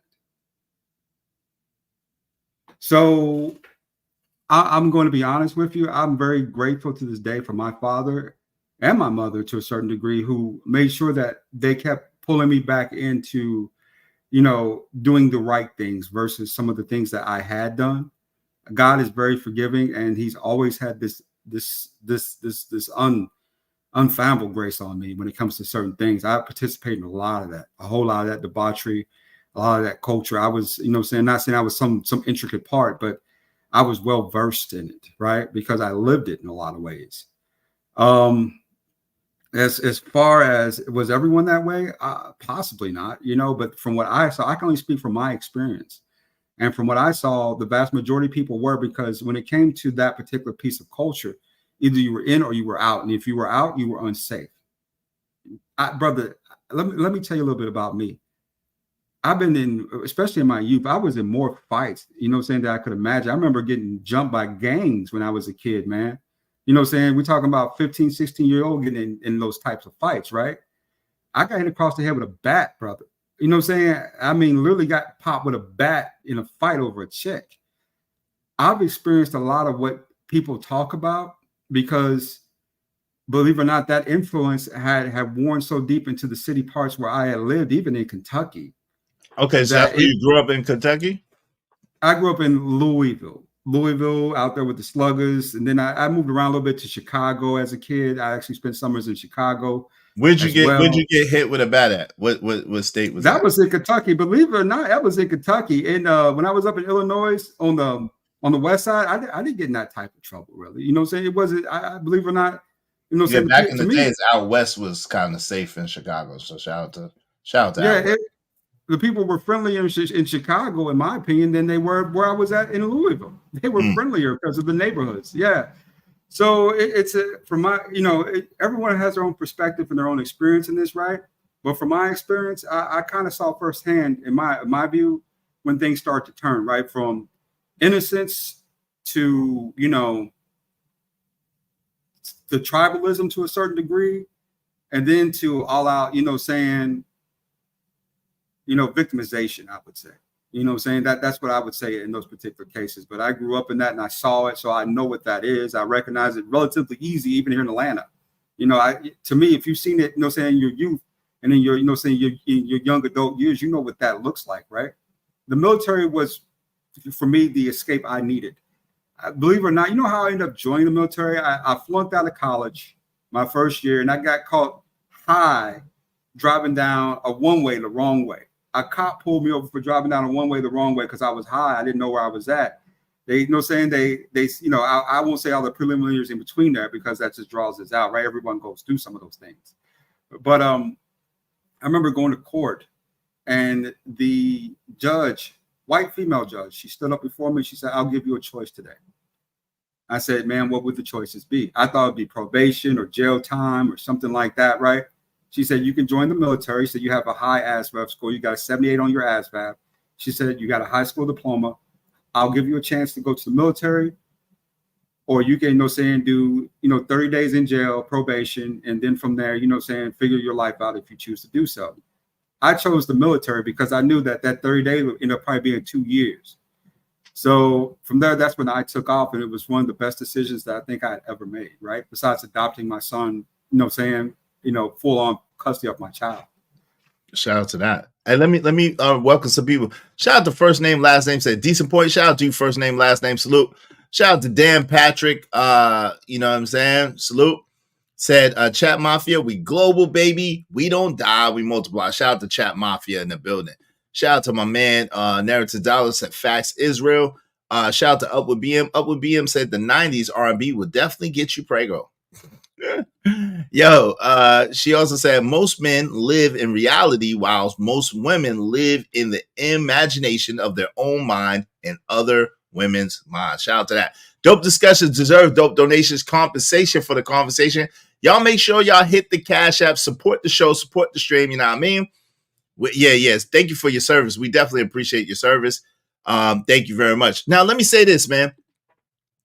I grew up in an inner city situation as well, right? I was 15 years old when I moved from Brooklyn, New York, and I moved to first to Garner and then to Raleigh, North Carolina, right?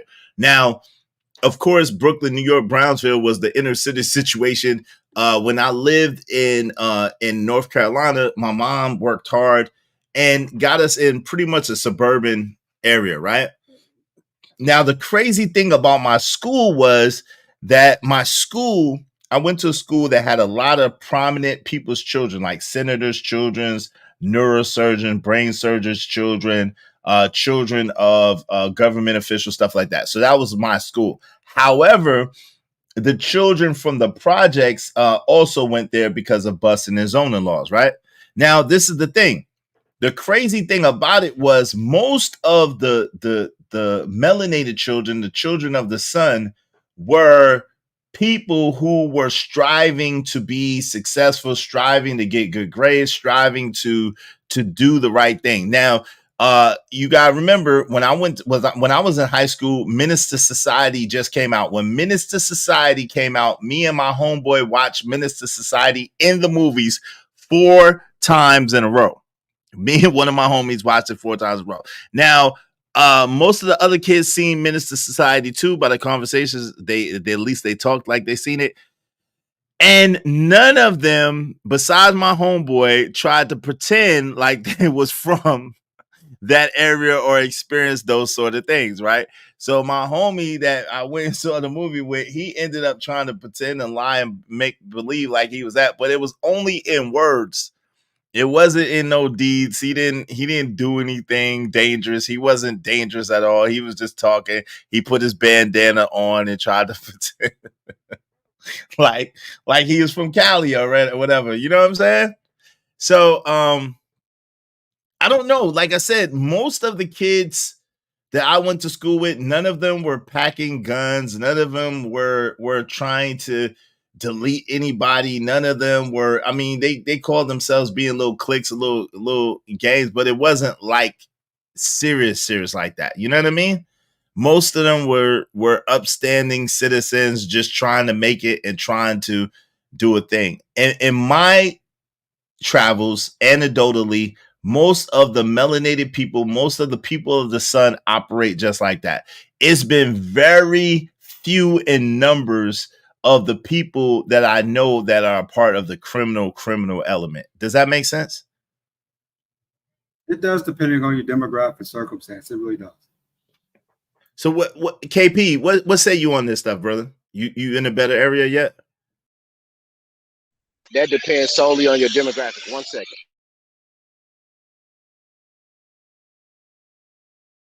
All right, and so ADS, what do you have to say about that? What are your thoughts on that? I had more people talking about going to college and pledging a fraternity, or going to college for the girls, or going to college for the parties. Like most of the kids, that's more so where their mindset was at in the circles I was around. That's kind of what I seen in the circles I was around, but I was close. I was close enough in proximity to the street, you know. And I did see some brothers choose the streets versus going to college. You know what I'm saying? Or they may go to college for a semester, like ADS said, and then they'll come back at first semester, and they'll never go back. And they chose the streets. They might have had a basketball or a football scholarship or something like that, and they never went back, man. They chose.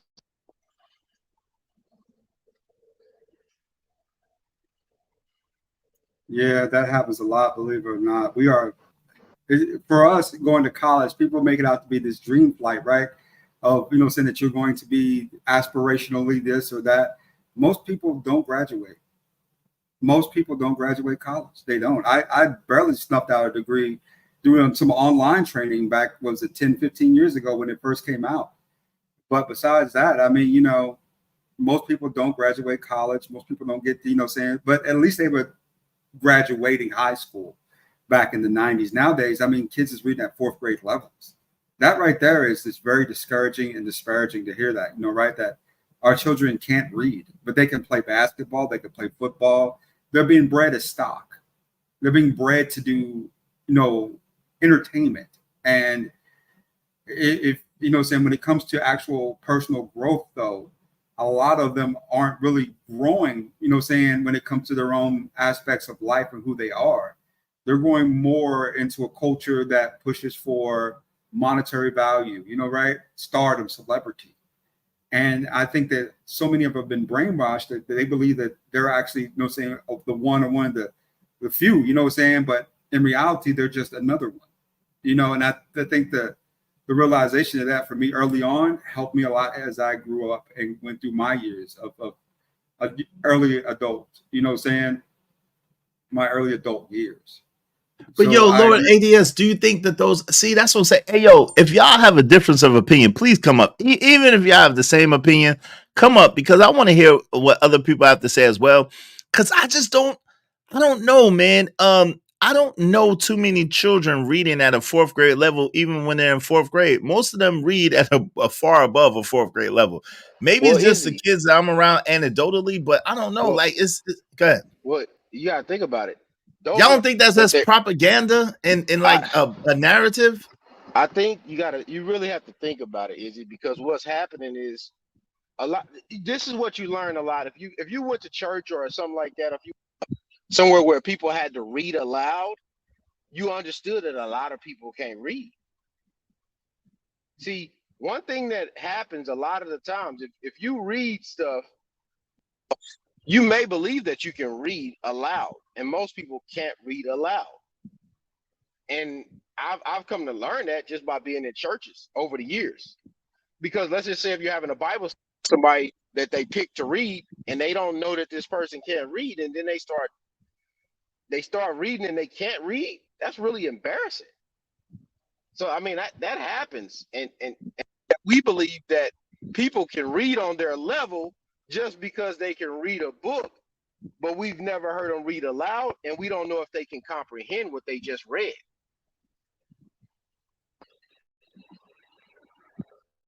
Not even that as much. Sometimes I wonder if they even actually are reading, you know?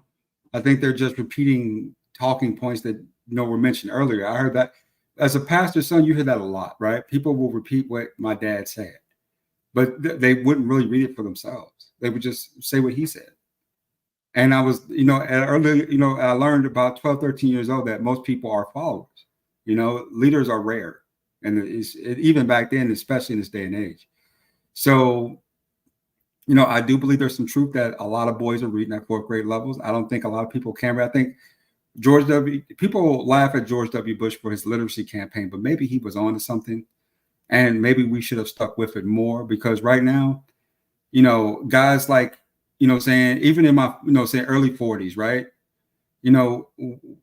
When do I get to hand the baton down to the next guy? Say, okay, you got it. I don't believe I can, because I don't think that they're, I don't think they're really suitable to be in these positions and roles. And the internet has given so much ground and variance to these type of people who don't belong in these circumstances and situations, that it's created a vacuum of degeneracy. But okay, so they say I can't read, right? And I absolutely could read and read well, right? I was actually a newscaster for my school, right? At one point.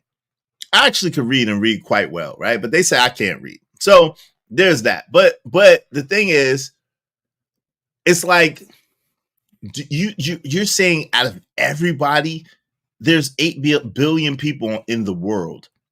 And you think that there's no one that you could pass the baton to, and no one that you could pass it forward to at all?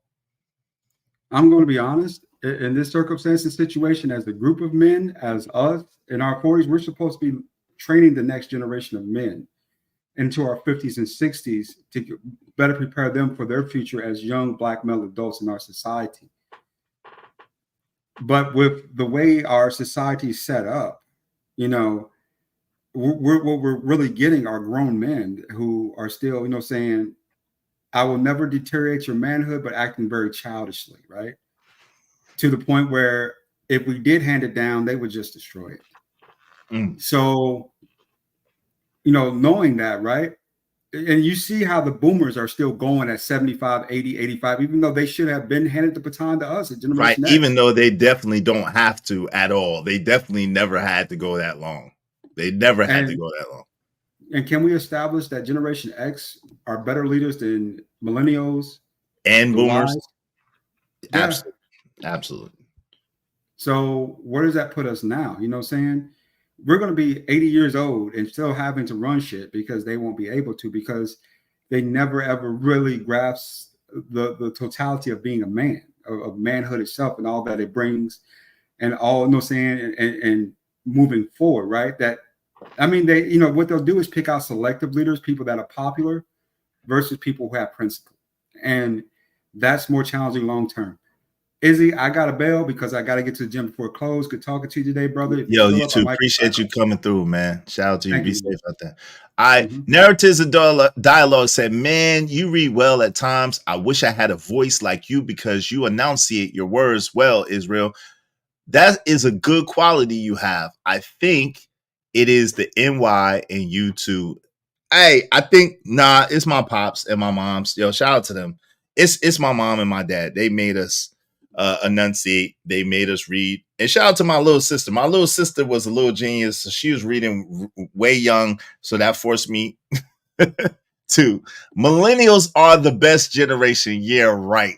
Shout out to Melvin D. Frederick. Hey, good afternoon, my guy. Good afternoon.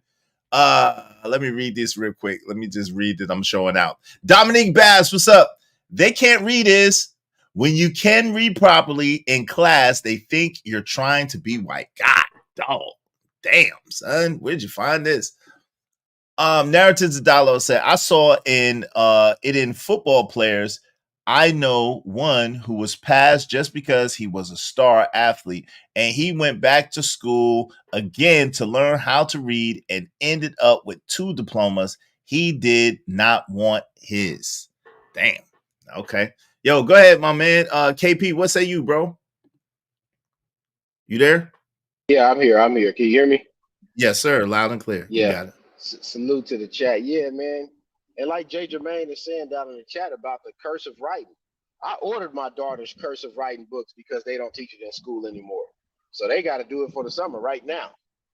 So like, I mean, the literacy and the reading is down. Unless you make those kids read aloud and you hear them and you just think we had encyclopedias, bro.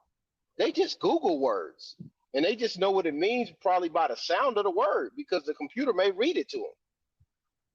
You know, so like the technology is good, but it's also it's a double-edged sword to it. You know, it's just part of it though, man.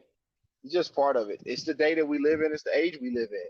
Everything is coming a lot faster, but they have to adjust to it. And as parents, we have to adjust to make our kids learn things that we learned in order to make it work out in their favor.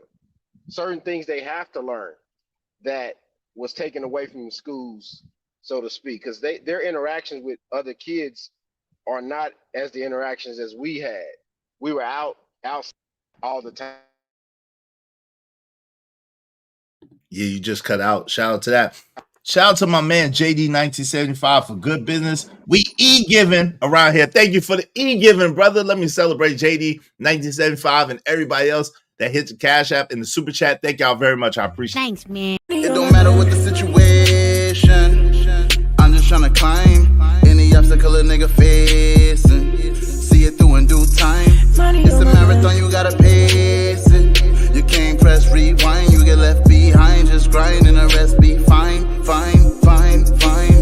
No matter what the situation, I'm just trying to climb any obstacle a nigga facing. See it through in due time. It's a marathon, you gotta pace it. Yo, y'all make sure y'all support the show, do good business like my man JD1975. Hit the Cash App. Dope discussion, deserve dope donations, compensation for the conversation. Let's do good business. Shout out to my man Melvin D. Frederick. He said, my punishment was writing pages of the dictionary, and it was worse than an old-fashioned whipping. I also had the Encyclopedia Britannica to deal with. Shout out to that. Yeah, I had to do that too. I had to write words. I had to do book reports. I had a lot of stuff like that to do, man. A lot of stuff like that to do. Man. I remember being in handwriting classes when I was young. I was pissed when my kids told me we don't have handwriting classes, Dad. Yeah, they don't have that anymore. But my son, they did teach my son to write cursive. He loves writing cursive. So shout out to my son. He loves to write cursive. Shout out to him. But they did teach him that. And he busted in the room with a thumbs up. I don't know what's up with that. Shout out to him. Yo, Robert Williams said computers pronounce words wrong. Shout out to Robert Williams. Shout out to that. My man Emperor Cole said, plus, I had other kids say, you think you're all that because you have a daddy? Shaking my damn dang. Yo, that's crazy. That's crazy. I don't know. The kids in my hood in Brooklyn, they used to make me not do stuff that they was doing because I had a dad. They're like, yo, you know your dad, kick your butt, man. You got a dad at home, man. You better stop playing. Now, I will admit this. In my neighborhood in Brooklyn, it was only 4 people that I knew of that had dads. My next door neighbor, my homeboy Chris, shout out to Chris Frazier, man. Drew Frazier's brother, my homie Chris Frazier, shout out to him, man. In Miami, the Lick. Shout out to the Lick. Y'all gotta get with Chris, man. Shout out to Chris, man. But yeah, Chris Frazier, his dad, and my homie's dad down the street, Rashid, his dad was in his life. So, but I ain't gonna front. Even my cousins, I had 2 girl cousins that lived in the house in the house with my grandmother. Their dads were in their life. They didn't live with their dads, but their dads were in their lives. They would come and take them shopping and stuff like that. And stuff. I had to teach them myself. Wow. Yo, Teddy P said, fathers keep the household in order. Yes, we do, man. Yes, fathers do keep the household in order. Because this is the thing, like mamas are fun, right? Mamas are fun and mamas are loving and they baby the young men. But fathers be like, yo, go get a book and read it. Like, that's what I do with my son. He don't like it, but he gonna get a good book and read it. He gonna get a book and read it. If you're listening, I know you was listening to that too. You're listening to that too, boy. You're gonna get a book and read it. Yeah, I was the only kid on my block that had a dad active in the home. The other kids didn't. It was a bunch of us. Wow. Hey, these kids don't know how to write or spell. They got autocorrect and the talk button. No need to learn nothing. That's crazy, but it is a need, but they just don't use it. Yo, I appreciate everybody, man. Lord ADS, my guy KP for KC5, my guy Truth was in here today. We had some dope discussions. I hope y'all learned something. I hope y'all got something from what we said, Israel. But I am quite sure you made it fun for your son. I think that is a great thing. I don't think it's that fun. He will tell you. Wait, hold on, son. I know you air hustling. Come here. I know you air hustle in the other room. Come here real quick. Son, come here. Boy, come here. Son. Now all of a sudden he ain't there. We have yeah, he is. Come here. I know you air hustling. Come here. Come in here. Close the door. Be careful. Be careful. Don't mess up. Come on. Come over here so they can hear you. Do I make reading fun? No. I don't make reading fun? No. Why is reading not fun? To me? Yeah, to you. No, to you. Yeah, why is reading not fun? Because I had to read adult books. Yeah, I make you read adult books? Yes. Okay, what's wrong with reading adult books? It's just boring. They're boring? Yes. But did you learn a lot? Yes. What did you learn? What's some things that you learned? Failure is not always bad because you can learn from it. Okay. What else you learned? Lots of Black people have made their contributions and also helped the society. Okay. What else you learned? That no matter how many people knock you down, you can always get back up and strive better than ever. Okay, so those are some valuable things to learn then. Those are some great things to learn, boy. What you mean? What you mean? So that's why, Monday we're going to get back to reading. Yay! Big time reading, boy. Big time reading. Yeah. Wee-oo! Yeah, wee-oo! Reading. Why are you standing there looking like that?